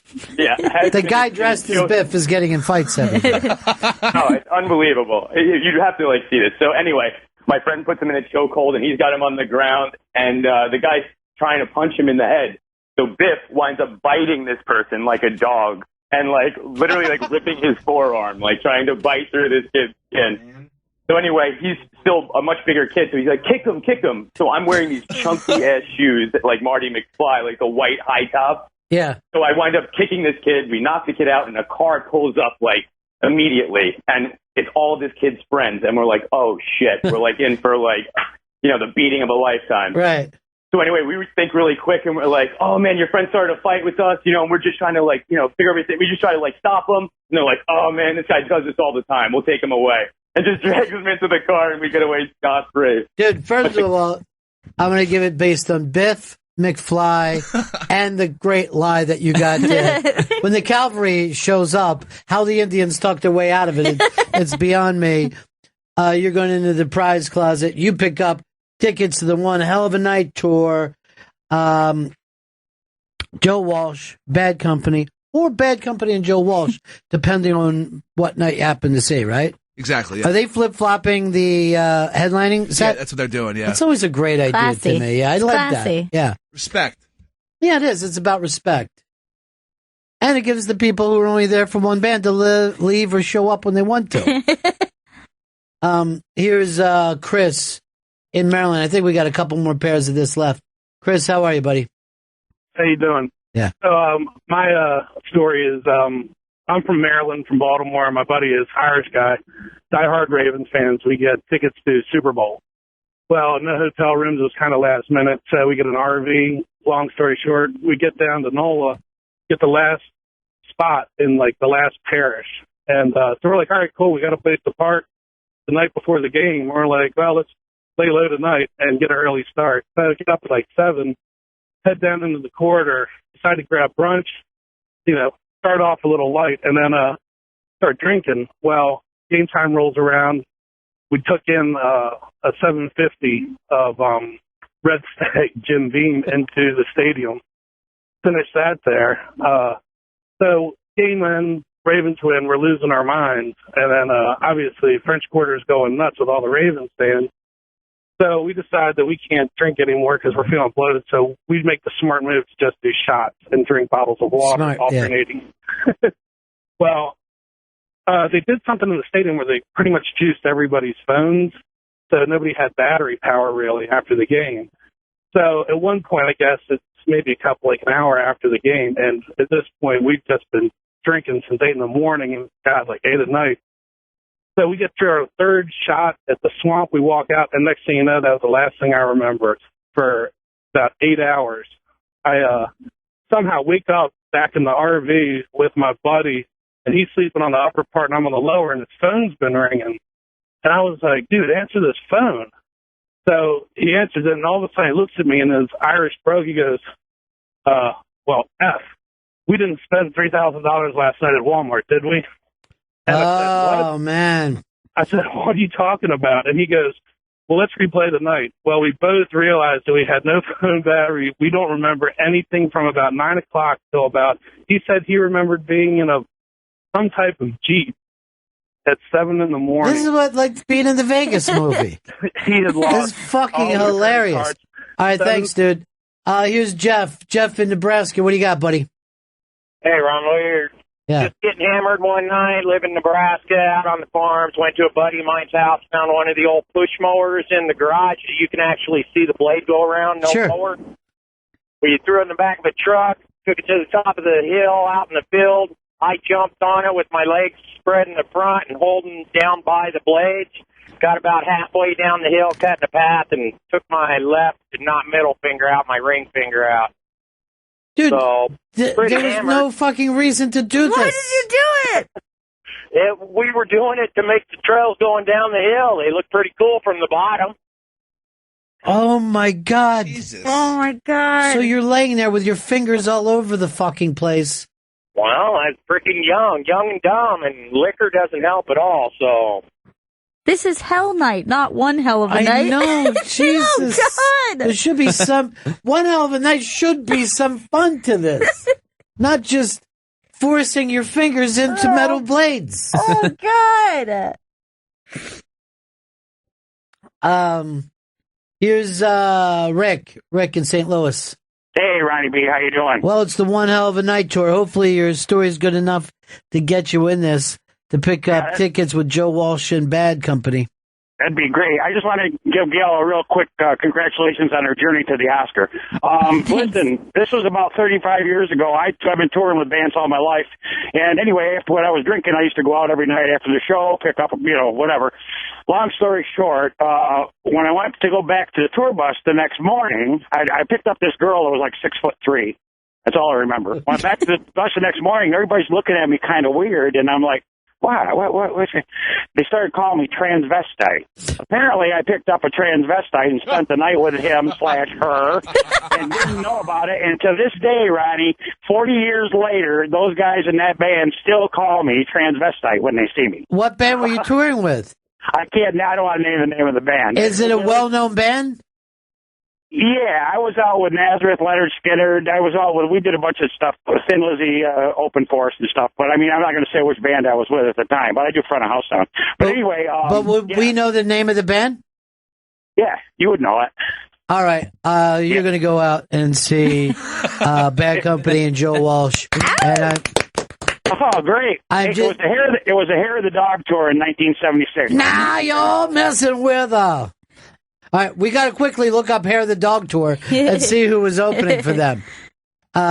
Rick, great story. And you were 40 years ahead of your time. Yeah. Right? Yeah, really, exactly. I don't drink no more. I'm like you, but that's cool, man. I appreciate the time. Sure, same here. It's very funny. I was just, we're doing the Unmasked tomorrow with Norton, and I'm like, you were so far ahead of your time with the transgender stuff. Yeah. You deserve the accolades of being a Columbus trailblazer, and you didn't even have to lose fingers over it. Yeah, he was not literal. Yeah, he was a tailblazer. All right, we got one more pair of tickets to give out for the One Hell of a Night tour. 844 Rock God. 844 Rock God. Tell us about one of the craziest nights you've ever had a chance to win these tickets for One Hell of a Night with Joe Walsh and Bad Company, or Bad Company and and Joe Walsh, because they flip back and forth. Here is Matt. Matt, what's up? Hey, Bennington. Hey, man.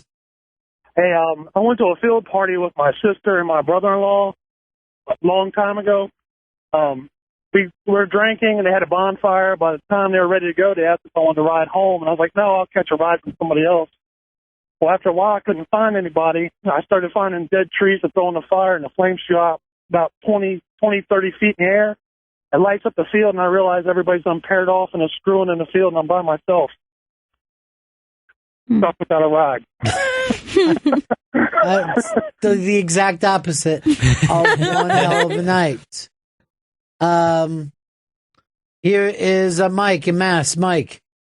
Hey, Ronnie. I wanted to tell a story from when I was 11 years old. My parents dragged me to this Bonnie Raitt concert, Jones Beach. Well, you're lucky to be there. I should have been, but I hated it. It was awful. I ended up falling asleep on a park bench outside at the ground level of Jones Beach, and was woken up by paramedics and crowds of people because the concert had let out. Apparently they'd been trying to wake me up for a half hour, and they didn't get me up enough. They had ambulances. It was crazy. I just got up, walked away. Were you dosed or something? You were only 11. I don't know. I was a crazy kid, ran around. I was grass stains on myself. I was one of those crazy kids. Yeah, I think you should have sat and joined the concert, and you would have had a much better time. Here is Sean in Boise. Sean. Hey, 25 years ago or so, I went to visit my friends in Detroit, and I went to the old Tiger Stadium, and we got pretty heated before the game, drinking Jack and Coke. And my lifelong dream is, I love baseball. My lifelong dream is always to get a foul ball or a home run. So we got tickets. There's nobody there to sit in left field. And Ellis Burke comes. So we're getting heated. We're drinking Labatt's. I remember up to about the 5th inning. So apparently about the 7th inning, Ellis Burke gets up, hits one in the left field, a home run. I catch it. I'm going crazy. And I throw the ball back on the field because he's with the White Sox and we're in Detroit. And I'm all, fuck you. And I throw the ball back in the field. And my friends apparently the next morning said I did this. I'm all, you're full of shit. And they go, look. And I catch a replay of ESPN because they play it every hour in the morning. Yeah. There I am throwing the ball back in the field. First of all, believe it. I regret that I can only give you tickets to one of these concerts because I love that story. Being the out-of-town ass while everybody else is cheering, chucking it back on the field. Everyone's like, why? How does this make sense? And then, like Kramer, being forced to see yourself on TV. You're going to the One Hell of a Night tour. Awesome. This is Joe Walsh and Bad Company. Make sure you check it out. It's going to be a lot of fun. And we're going to make sure we do One Hell of a Night all summer long because you got to have some fun in the summer. That is awesome. Let's break here. Who we got stopping in, Chris? Yeah, Mr. Gary Veeder. He's headlining Comedy Works in Saratoga, New York, May 6th and 7th. Go to comedyworks.com for tickets and more information. Gary Veeder is from America's Got Talent, right? Yes, went very far. Who did he do the prepackaged bit with? That's with our buddy Greg Stone. I remember that now. They pretended that they lived together. all ruse. We'll be right back. It's Bennington Show. It's the Bennington Show. I went down to peek at the Cars thing. That guy doesn't look like Rick Ocasek to me. Yeah, I didn't think it was. Yet they're claiming it's Rick Ocasek. I don't even know who is Rick Ocasek. Rick Ocasek. He's the tall guy in the Cars that is like the main guy. The Rick Ocasek is. When you see the Cars, give us a picture of the Cars.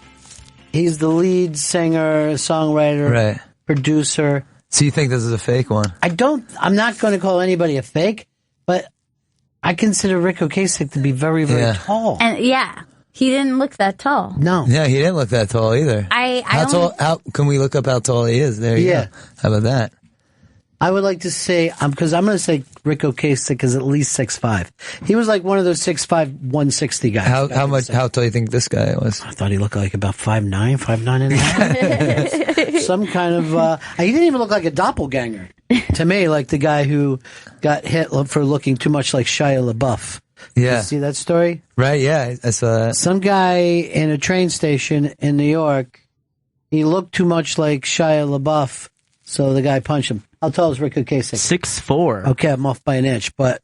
And that guy... Did you feel like you were looking at a dude that was 6'4"? No, definitely not. No. You could tell a guy, I mean, he had room on his chair. Yeah. His feet were dangling. Yeah, exactly. It's like sitting next to Norton. Right. We've got Gary Veter in studio with us. Gary's going to be headlining Comedy Works in Saratoga, New York, May 6th and 7th. Go to comedyworks.com for tickets. He's also going to be performing at the Milwaukee Comedy Cafe Thursday, May 19th through Saturday, May 21st. Milwaukee'sComedyCafe.com for tickets. And follow him on Twitter at Gary Veter. Gary, good to see you, buddy. Yeah, thanks for having me. You know, I might, last time I flew my Learjet up to Saratoga, my horse naturally won. That's just a song lyric. I try to drop that in. So people are like, is that who she's been singing about? How's things going with you other than this mystery that we're trying to solve? Whether that's Rick Ocasek. I'm doing well. You know, I got that gig coming up. Very excited to go to Saratoga Springs. Sure. You know, I've never been to the Springs part of it, though. Yeah. I just know I went to school upstate New York. So I went to Buffalo. So I feel Saratoga Springs is not even as good as Buffalo, and Buffalo wasn't so great. That's pretty horrific. That's when you're told you're not as good as Buffalo, right? The local Chamber of Commerce is going to be pissed about this. Now, Chris goes up because he's a gambling degenerate. Yeah. And I go and I give him the name of a barbecue place in Saratoga. I'm like, oh, I've stopped by here. It's really good barbecue. So I see him later, and I said, how did you go to it? He goes, I went to it 10 times.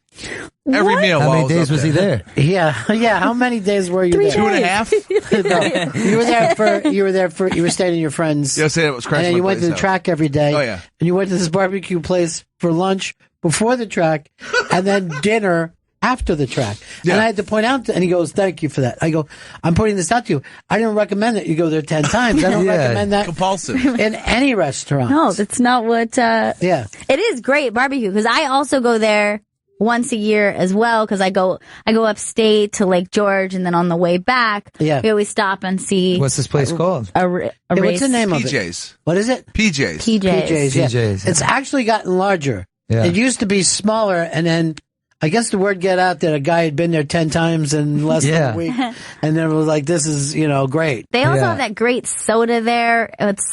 Make their own soda. And own syrups and stuff. So this is in Saratoga Springs. Yes, it's right outside. I mean, you can get right off the highway on the way there. All right. Go and eat. I'm going to go there just to see his picture on the wall. It's don't let this man back in. They probably have his picture on the wall when you go there, and then also in the bathroom where he took his big dumps. Now they do a thing like you think you're not. It's not a good place if you pay and then walk down and get the food. That's normally not a good sign. Oh, they make you pay it. You pay up front and you're pushing. Your soda. So can you get as much as you want? Is that kind of like one One of those things. Do you want more than the normal amount? No, but I mean, why? But they giving you? They're almost trusting you. Like, this is what you get for this amount. Yeah, it's just cafeteria style. Like, it's not buffet, but it's cafeteria. Like, they're just gonna slap it on there and hand it to you as you go down. Also, they don't want to waste money on waitresses, but then I guess they pass the savings on to us. Yes, right. Okay. We're saving big, So and you can take those savings right to the track. I throw some mac and cheese. I like mac and cheese. I like cornbread. Yeah, They have it's very got good all that cornbread. Yeah. Now you gamble, but only once a year, Gail. You love to gamble, but just your 1 day a year. Yes. Which doesn't officially make you a gambler. No, and sometimes I will go to the track here in the city. Like, I'll go to maybe like 1 to 3 races a year. Okay. But so it will be an event, and it's like a thing. And then sometimes I will place bet for the Derby. I've never been to a horse race. Is that right? It's so much fun. Very interesting fact about Gary Veter. I look like a jockey, but I've never been to a horse race. Saratoga hasn't opened yet, is it, Chris? No, not yet. Opens in August. July. Excuse me, Yeah. July. July makes sense. July to when? Till September? Yeah, and then Belmont opens back up. Yeah. You know what's always funny about Saratoga? That you'll be walking to the track, and then you'll be walking past these buildings, and you see beds, and you see that Mexican families live there. They just live at the track for 2 months out of the year. That's crazy to me. I'm like, well, it must be great. We need to build a wall. Yeah. Keep them out. Actually, either that or just more places for them to live the other 10 months. Right. But I'm like, well, at least your commute is nice, I guess. But everything in your home smells like horse shit right now. But you went to the track as a kid with your dad, right? That's why you got addicted to the track? Yeah. My family would take me to the track. Yeah. That's how his dad showed him love. Yeah, that was it. Yeah. Just on the horses. I'm going to cash these tickets, you cash these. Yeah, It's always the thing, you go to a track with a buddy and he goes, you cash them. Like, why do I want this? He goes, my winnings are for the year. I go, this is still going to show up on my IRS though. I'm not going to fucking play your games with you. So there's no horse racing going on when I'm going to be there? No. So it's probably going to, my shows are probably going to be absolutely awful then. If there's probably not a big amount of people that are going to be in Saratoga Springs. Yeah, I mean, I don't know. 6th through 7th. You've never been there before? I have gambled though, but just on like sports. You're a sports gambler? Yeah. Well, I've been to like Vegas during like March Madness. Yeah. That was fun. Yeah. But, I would do a horse race. I wish it was going on. Well, I remember the sports book in Vegas was like the first place that I ever saw all the games playing at the same time. It's awesome. Now everybody has that. You know what I mean? Oh, yeah. Well, where you can see it like on TV. Yeah. But when it first happened, it was so overwhelming, and I was betting every game. Right. And it just fucking felt so happy with it. I was just like, this is heaven. I just want to fly here every Sunday. Right. Now I live there. Now I live in a home that I can have all that. Yeah. But you bet football, you bet basketball. I was. I mean, I haven't bet in the last 2 years. So I bet when I was betting was I bet on like football and basketball. I bet on over unders, the half, the spread at half. I bet on like all that, and like especially during March Madness. Yeah. I'd gamble. March Madness is the only time people seem to care about college football, and then the whole college basketball. But college basketball. Then the whole country cares about it at the same time. They're like, I can't fucking believe. Right. Well, there's so many games that makes it interesting. That's what people want. They just want to binge watch, everything and just see it all at once. Just throw it in their face. It's like nobody likes waiting. Like basketball playoffs, it's 7-game series over the course of like 2 months. But you sit down, you have friends going, you fucking believe Pepperdine? Right. I believe it because I know nothing about them, and neither did you till 2 days ago. Yeah, you never once thought about Pepperdine. And now you're like, you think I should go with Pepperdine? I'm like, how would I know? Yeah. Like, everyone was shocked that Villanova won, but then nobody watched them all season. Yeah, nobody watched. Nobody had a clue. And then literally at that last game, I'm dying for Villanova to win. That's what blows my mind also is just people in general who watch sports. Like, there's so many guys who try to be like a guy's guy who says that they know sports, but then they want you, like, listen to what they say.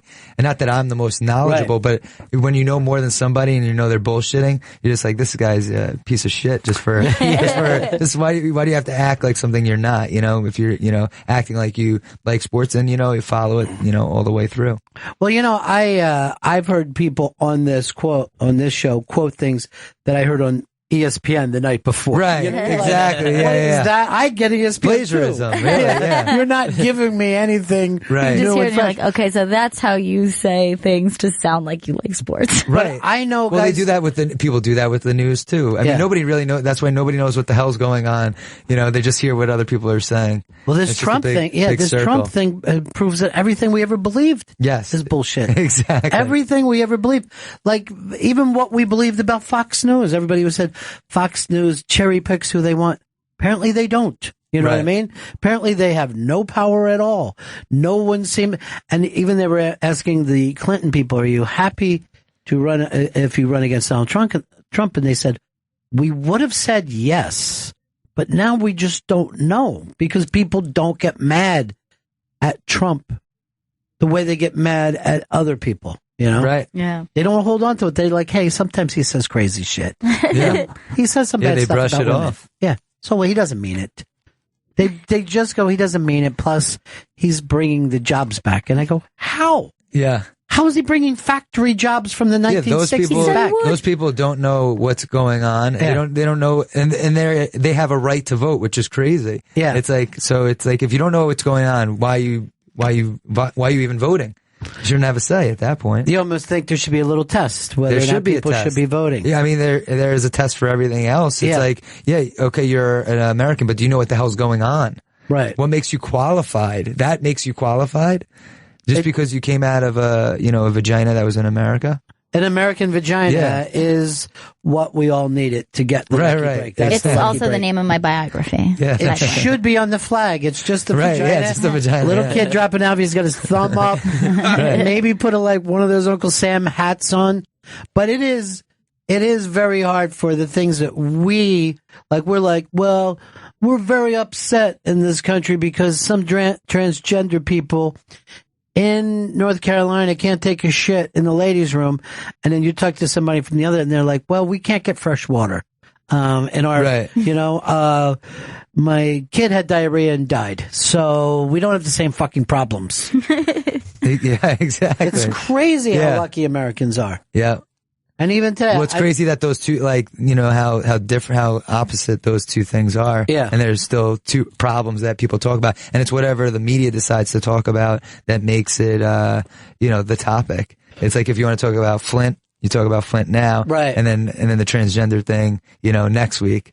And then it's like, and then that will get all the focus and everybody forgets about the clean water. Remember, it was 2 years ago, gay marriage was all people cared about. We fought, blah, blah, blah. Yeah. Now the people who have it here, do they not care? You think they would still be upset about gay marriage? No, they don't. But they're not at all. They're just like, I guess you were right. It's no big deal. Right. It's not a big deal. Yeah. Yeah, they gave up. They're like, you just get tired. It's like getting tired of, fighting for that. And then they just find something else to be upset about. Nothing is dumber than can a transgender person pee in one bathroom? Because we don't know if it even happened today. We're never going to know. It happens all the time. It happens all the time. Yes. I know that it happens.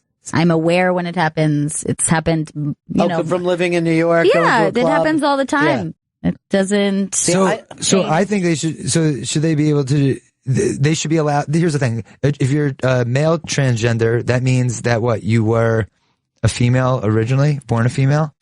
That's a good point. I get so confused. A trans man was born with female genitals, and then now they identify as a man. So a trans man would be currently identifying as a man. Okay, so that trans man, he wants to pee in a man's bathroom. Yeah. Yeah. And trans female. Yeah. Wants to pee. No, a trans female. Trans is woman. Born a man? Trans Yes, a trans woman would have been born biologically as male. Yeah. Now, can they ever go back? I feel like it's just like they should just make a call which bathroom they should pick. So you're saying once that happens, you can't change your mind. And go back. Yeah. You just pick. Yeah, if you pick that, then it's like, okay, well, we'll take. So then we'll take all the trans women, right? And they'll be in the men's bathroom. But then there are also these people who see gender as fluid and they don't see the binary system. So all right, we'll get them another bathroom too. We'll have a third bathroom. Yeah. When I was in bad college, enough at a Yankees game. When I was in college, Right, they started like yeah. a bathroom that was like for anybody. And it was for that specific reason that it's like, if you don't identify with either and you're not really sure, or other people might not be sure where you're supposed to go, you can go here. Anyone is welcome in this specific I was backstage at what theater were we at last night? What's the name of that theater? Gramercy Theater. Gramercy Theater for Doug Loves Movies. I was taking a piss before I went on stage. Yeah. I walked back and I'm like, there's no urinals in here. And I started to back out. And I did say it was a men's room. But not saying urinals and just saying stalls, I thought I'd walked into the ladies' room. And I was thinking to myself, but, I guess I could be like a freedom fighter here. You know what I mean? Right. I could be that. You didn't get the surgery yet. You're waiting. You're just, But the surgery doesn't matter, right? No. Oh, the surgery. It's just There's how you like Caitlyn Jenner still has. So you think like guys might do it, like try and get in there just as a loophole? That's what they're saying. That's what they believe, but That is I don't possible. know if, You need a bouncer. but anything is possible. Pull down your pants. Yeah. ID, you got to show ID How do you in identify? order to get into a bathroom. But it has It's insane. worked so far. I could see how that could be a problem. It obviously is. And to be honest, as a transgender person, this is how I see it. Yeah. But transgender people should understand that. Yeah, this is a sticky situation. That there is a gray area. So just bear with everybody. Yeah. As this is going to get solved, and we'll try and make it as fair as possible. I would agree but it's that never you've gotta- it's never approached that way. It's Right. always just like this is the right way, and somebody else saying no, this is the right way. I would agree that you do have to give room and let people catch up to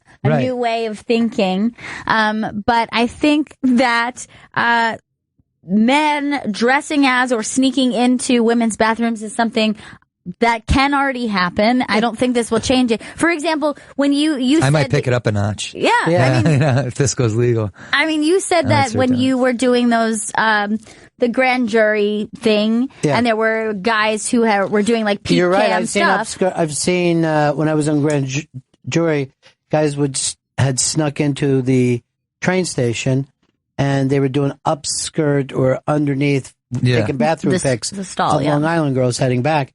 And at least 8 of them, those girls until the last one, had no idea that they were on this video. Right. So that person probably wasn't even dressed as a woman. He probably just snuck in quickly. So this Got is like into a something. stall. Yeah, that's probably what happened. So I think that, it's saying like that now this is going to make men dress as women in order to like peep through the stall. I don't think it's going to I know that be. I was in a bathroom with one transgender person before. And that's Chaz Bono. Yeah. And that's only because I know who Chaz Bono is. But nobody in the bathroom cared, you know? Didn't feel different. Didn't seem like a big deal.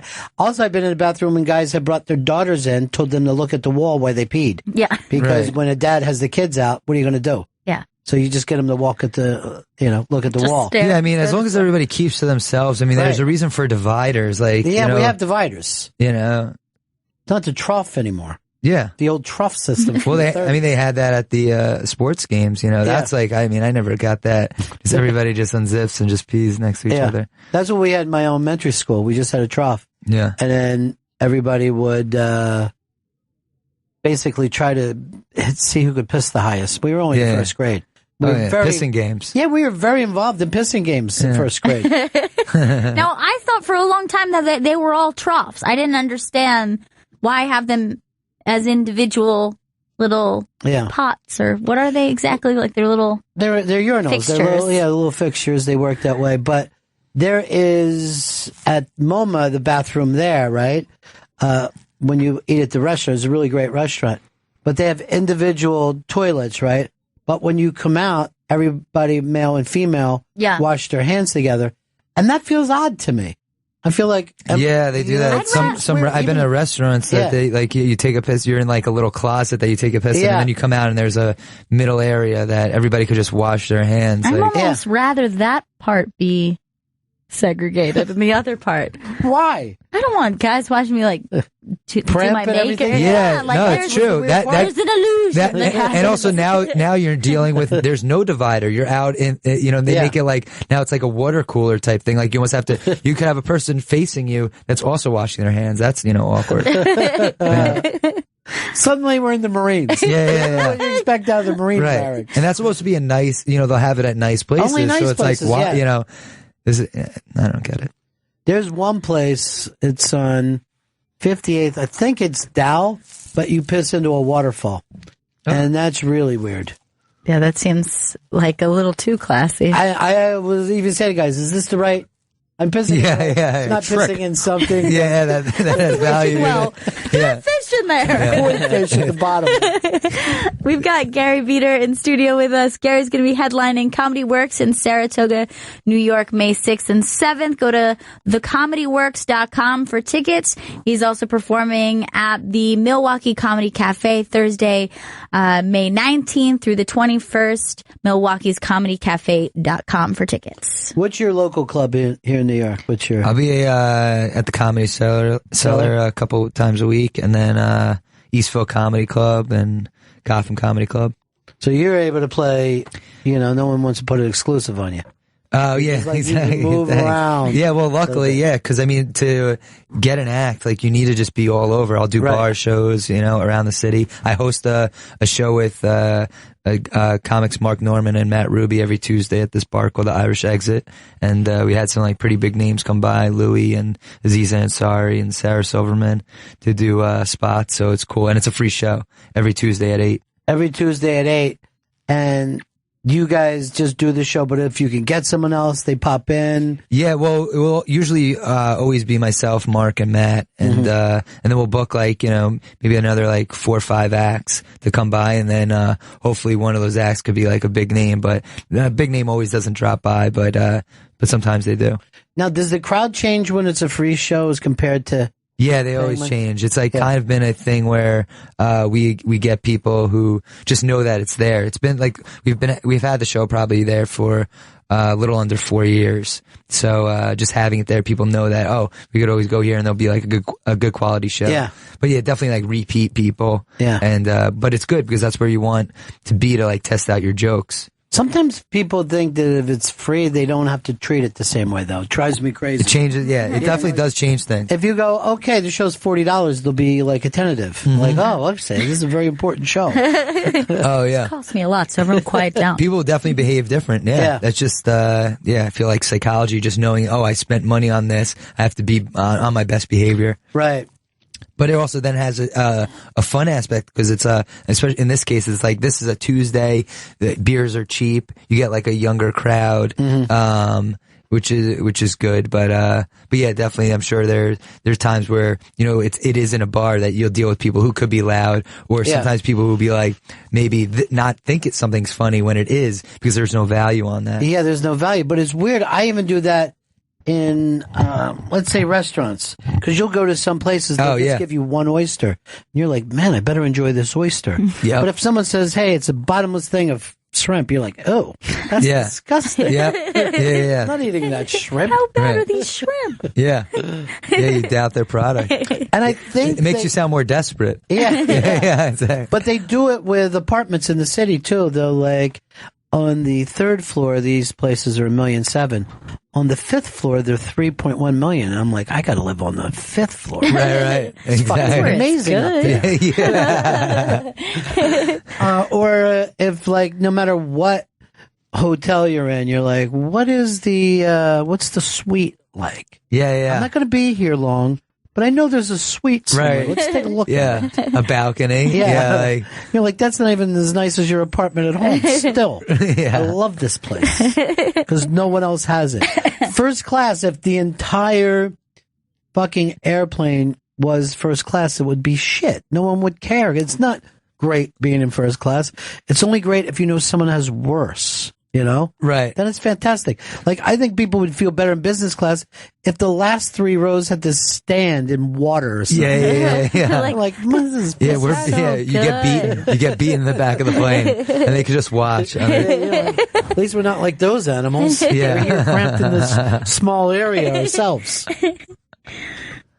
They should just call those scrunch seats in planes now. Get in tight. Oh God! Yeah, like here's another thing. They charge you extra to sit in the exit row, which I always get as find a little crazy. Why are they charging for the exit row? It's like I have to help you, right? And it's like you should be somewhat rewarded. You know, sure. For potentially life-threatening. You're a first responder in an odd way. Yeah. Exactly. That's the hero seat. And who is really helping anybody if you're you're out before anybody else? Who is? I don't know. Are you ready? You know, they're like, are you ready to take on the task? In case of an emergency. Yes, I am ready. You know, it's like I know. Do they know? Have they tested me? As a friend of mine and Gail's when you were little. I think it was at the Atlanta airport, and he's in the exit seat, and they bumped into another plane or something, but it all happened on the ground. He fucking yelled, he popped open the door, and he ran out on the wing. He was running on the wing, and then fell off of it. This really happened? The wrong way, yes. Holy shit. And then he sued the plane company and got some money. Oh, my God. Which I can't begin to tell you how fast that money disappeared. Yeah. They might as well just said, we're sending your money to the track. I don't want, I'll just give you a hint. Mitchell Walters did it. The whole thing went fucking crazy. And 2 days later, I'm trying to settle in this whole I met it. I've done shows with him. He's amazing, right? Oh, yeah. He has the long bit about every area code, right? Yeah. Yeah, you live in 215. This is a 416. And that was he's a degenerate as I've ever seen. Of all time. Yeah. Of all time. And it was Sam Kinison that screamed, are you going to be, a gambling addict or a coke addict? You got to pick one, Mitchell. We can't follow you through everything. But I was going to say, he reminds me of Sam. Yeah, well, he was one of the Outlaws. He used to tour with Sam everywhere. Okay. And also, I didn't even know this until I talked to Dice Clay. Mitchell was the one who arranged for Dice to come from New York to Los Angeles. Yeah. You got to come out here, lock it up. The whole thing's going on. You want to get out of the 212 and get yourself out to a fucking 605. Why are you so obsessed with fucking area codes? Yeah. He would do 40 minutes on it. You could just tell him where you're from. He would yell out your area it kills. code. And I hadn't seen him in a million years. Of where did I bump into him? Belmont last year. Wow. Yeah. Of course. Did he give you a tip? He did. He gave me a tip, and it was actually a very good tip. And I won some money because of a little nice. suggestion. If you're anything like him, you never let anyone know that you won. Because I've never seen him do anything but go to the track, and I've never heard him say, "Oh, I've had a good day." Yeah. So it's always, I can't believe this shit. I'll tell you a quick story about him. But because he's also one of those guys who can do close-up magic. A lot of comics, they were like little kid magicians, and then later they become comedians. But he would do this card trick, and then he goes, my dad will pick out the card for you. He's 89 years old. He's in Miami Beach, blah, blah, blah. So you go through this thing, and you would pick a card, and you would have the card. You would dial the phone, and his dad would answer the phone and go like this. A jack of hearts. So I'm like, that's a fucking amazing trick. He would win money doing it all the time. And then finally I was just like, how do you guys do that? And he goes, my dad always answers the phone that way. And then I sent him a little something later. So he figures out what you're doing. But no matter who would call his dad, a jack of hearts. And then the funny thing is, he would have to cut his dad in. For picking up the call. Yeah. And then that would actually get too far. I don't want to give away everybody's grift, but they were a very grifty family. God bless them for it. Yeah. Plug away. Gary Veter is headlining Comedy Works in Saratoga, New York, May 6th and 7th. Go to thecomedyworks.com for tickets and information. And Gary will be performing at the Milwaukee Comedy Cafe Thursday, May 19th through Saturday, May 21st. Milwaukee'sComedyCafe.com for tickets. Thanks. Here's Bob in Jersey. Hey, Bob, what's up? Hey, Ronnie, how are you? Good, man. Listen, Ronnie, about the transgender bathroom issue. Yeah. It's as a father of a 14-year-old girl, it's really not a bathroom issue. That's the way it's being marketed and sold to you. What it really is a locker room shower issue.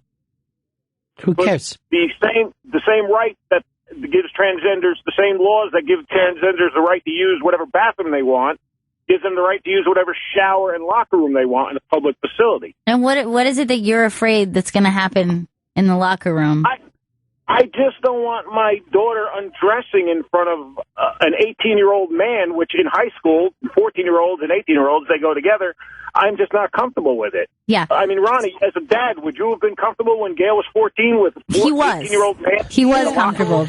Those were the people that I surrounded myself with when I was a young person. She went to an art school, right? So there were transgender kids there, and I can tell you it's all seemed to be pretty harmless. It's kids trying to figure out who they are. Yeah, they were kids who identified as girls. That's what it was. I mean, the same argument that you're having is, do we want gays in the locker rooms? When people would say that in the 1950s, doesn't seem to be that big a deal. I mean, it also seems to me like by this time we're ready to have, like, some locker rooms have shower stalls.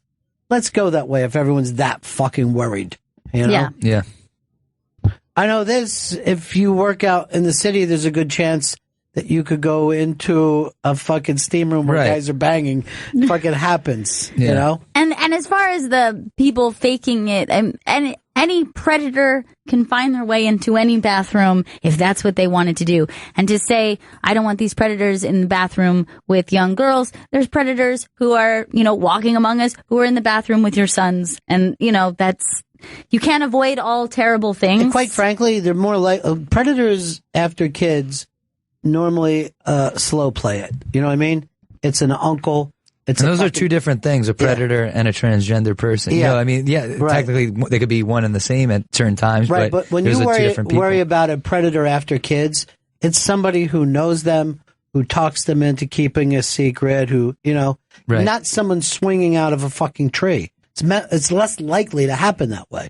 But all this shit, we talk about stuff that, we still have fucking ISIS, we still have debt. I mean, there's a lot of things that the Republicans and Democrats could be talking about on a daily basis and trying to find a solution together before we get to who pisses where.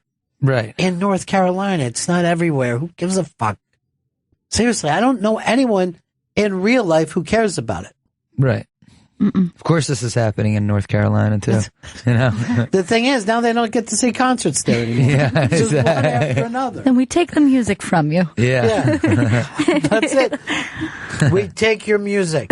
That's what we'll do. I don't even know why this is the issue not to show up. I'm sure there's other laws on the books that you could say, hey, right. And we shouldn't be playing that game. It certainly is the hot button issue of the moment. And is there a million issues that you could be talking about? I think Cruz is the only politician talking about it. I don't think Trump cares. I don't think.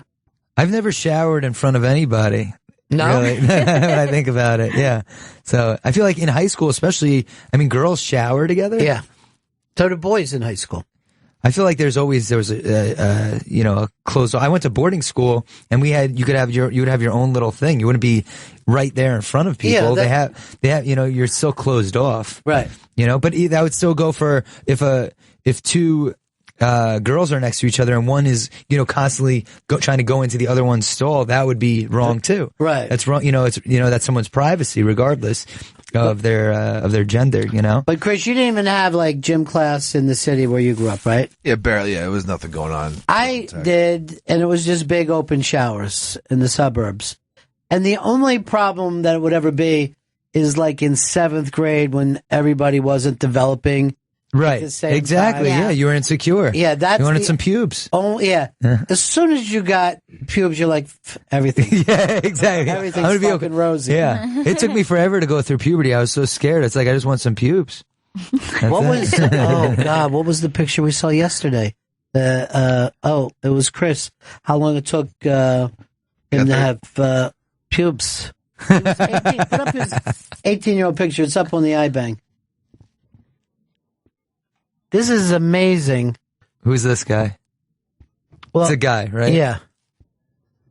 This is Chris Gethard, who's an extremely funny guy. Yeah, Chris is so funny. That's his fucking high school yearbook picture. Senior year. Senior year. And I feel like I was with kids in third grade that look like that.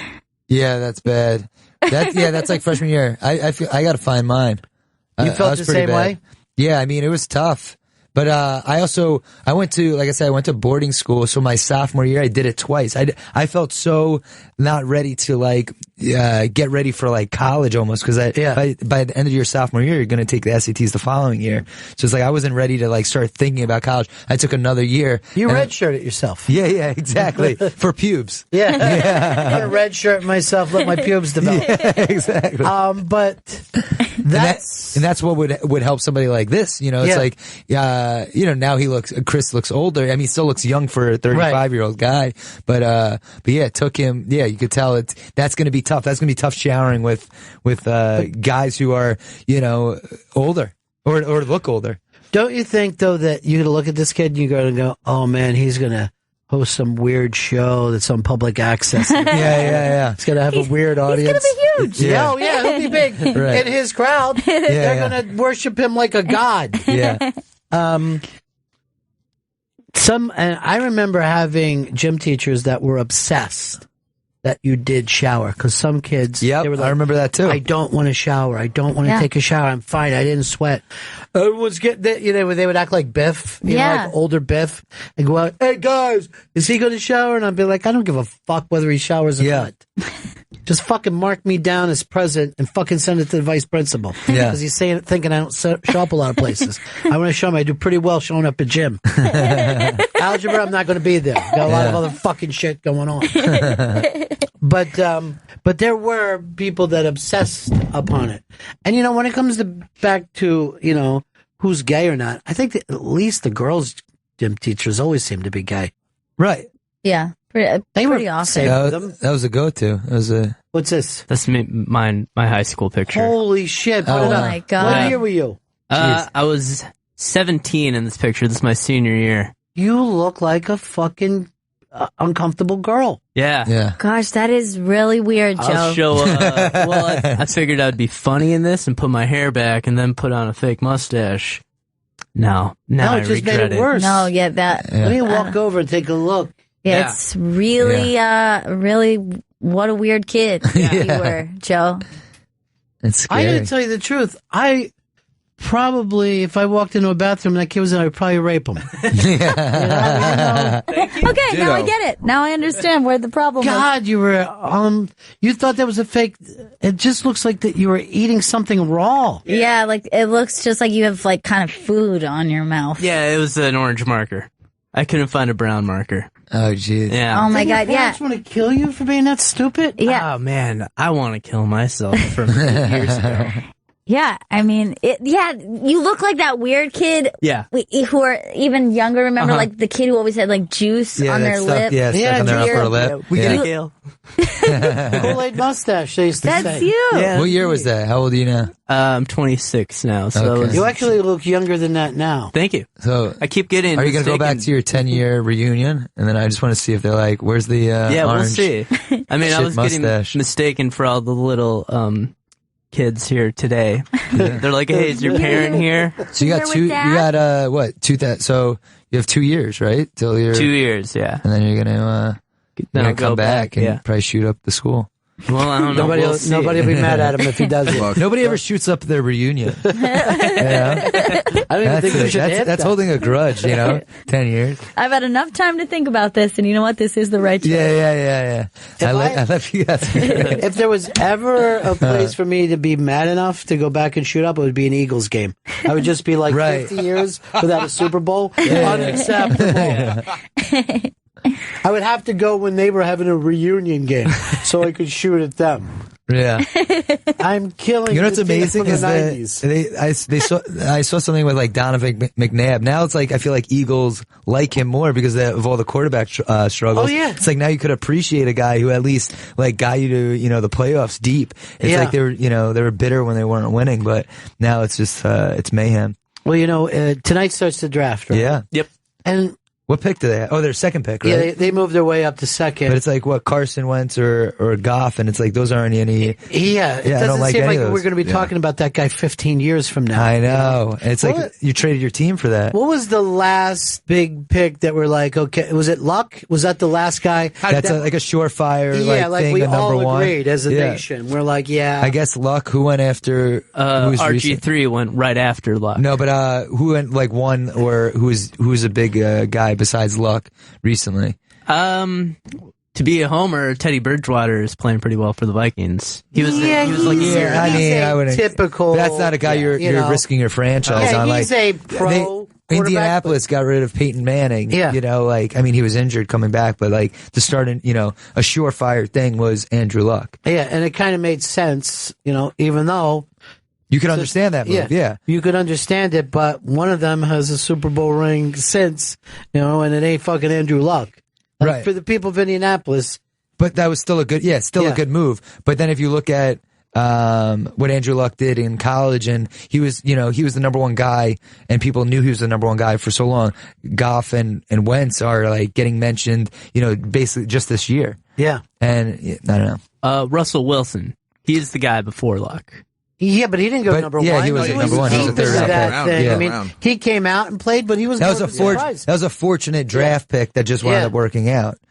Which is Joe Montana was the same way. But who's taking? I mean, that number one pick is like everyone wants it, but they might not have that number one value. It's like if Andrew Luck is in that draft, is it really going Luck, Carson Wentz, and Jared Goff 1, 2, 3? It's well, here's the deal too. You got a big drop off. Los Angeles went out of their way to get the first pick. I get that because they're trying to still sell seats and sell excitement. You can't get a quarterback. It's just not the year to get a quarterback. Yeah. Get something else. Yeah. But I think they're worried they're going to show up in Los Angeles and no one's going to care. Unfortunately, that's what might happen. It's like you're basically starting your franchise over again with the team that you had. And you also don't want to have a franchise in a place with good weather and other things to do. Yeah. You don't want to have you'd rather have a Cleveland franchise than a Tampa or Miami franchise. Right. Because there's people in Tampa go, well, we're losing. We have a boat. Let's just leave. Yeah. Why Let's are we staying? Boat and go. People in Cleveland have nowhere else to go. They're screaming and crying with you. That's the places I'd love to see people get a championship. Yeah. Miami, come on, you're already in Miami. What more do you want? Well, LA's the same way. Well, now the Raiders, there's talks that they're going to move to Vegas. Yeah, I saw that.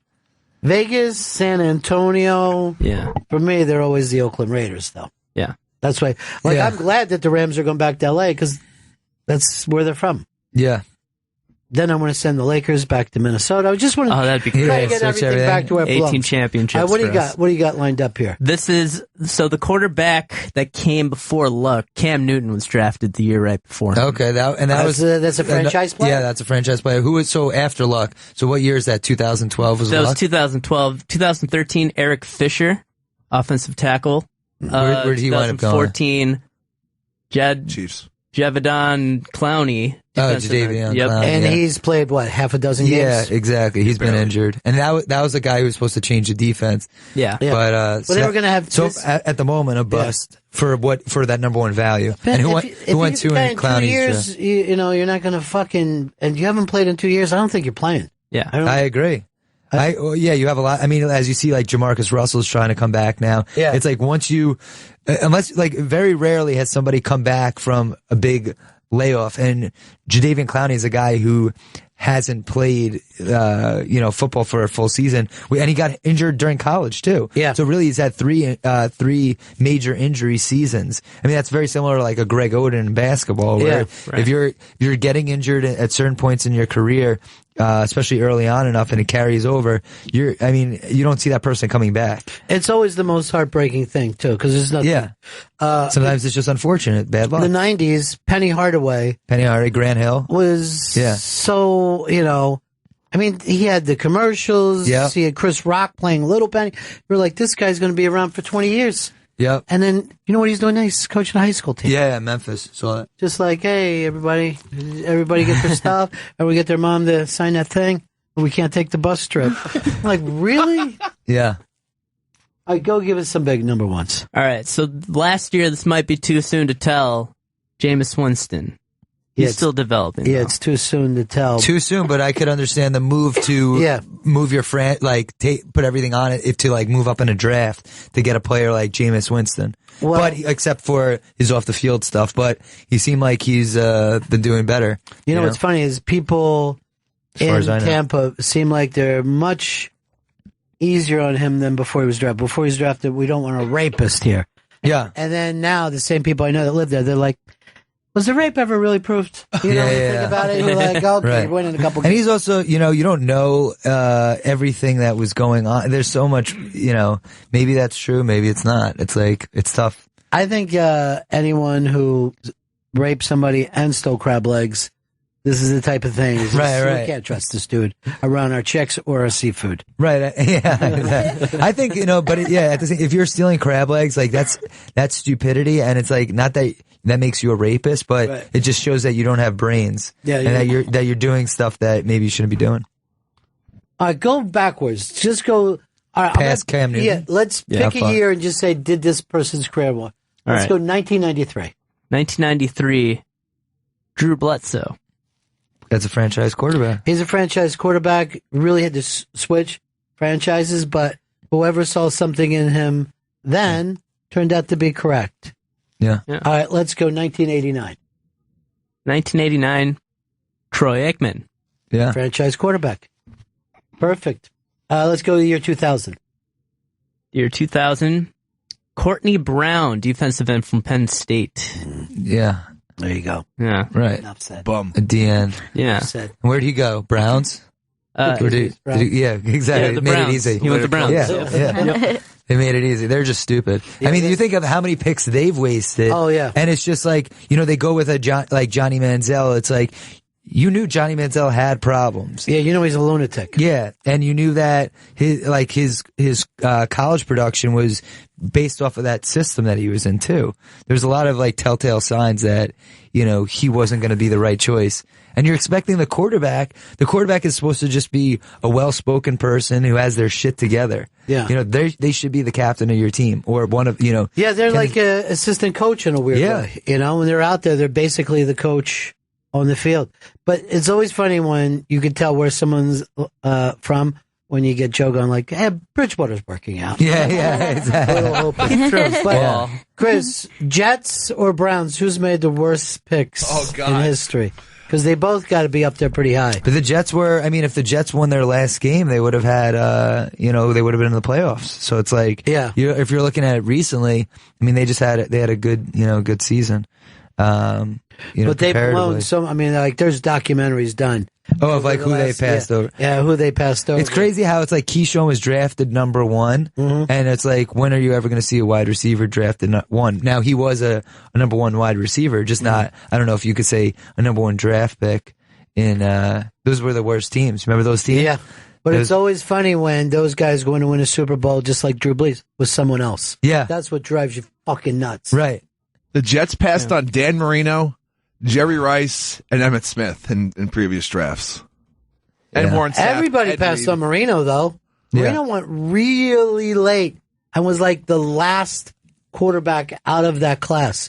And they said that he was up in his room crying. That they had his agent and his dad had to keep knocking on the door.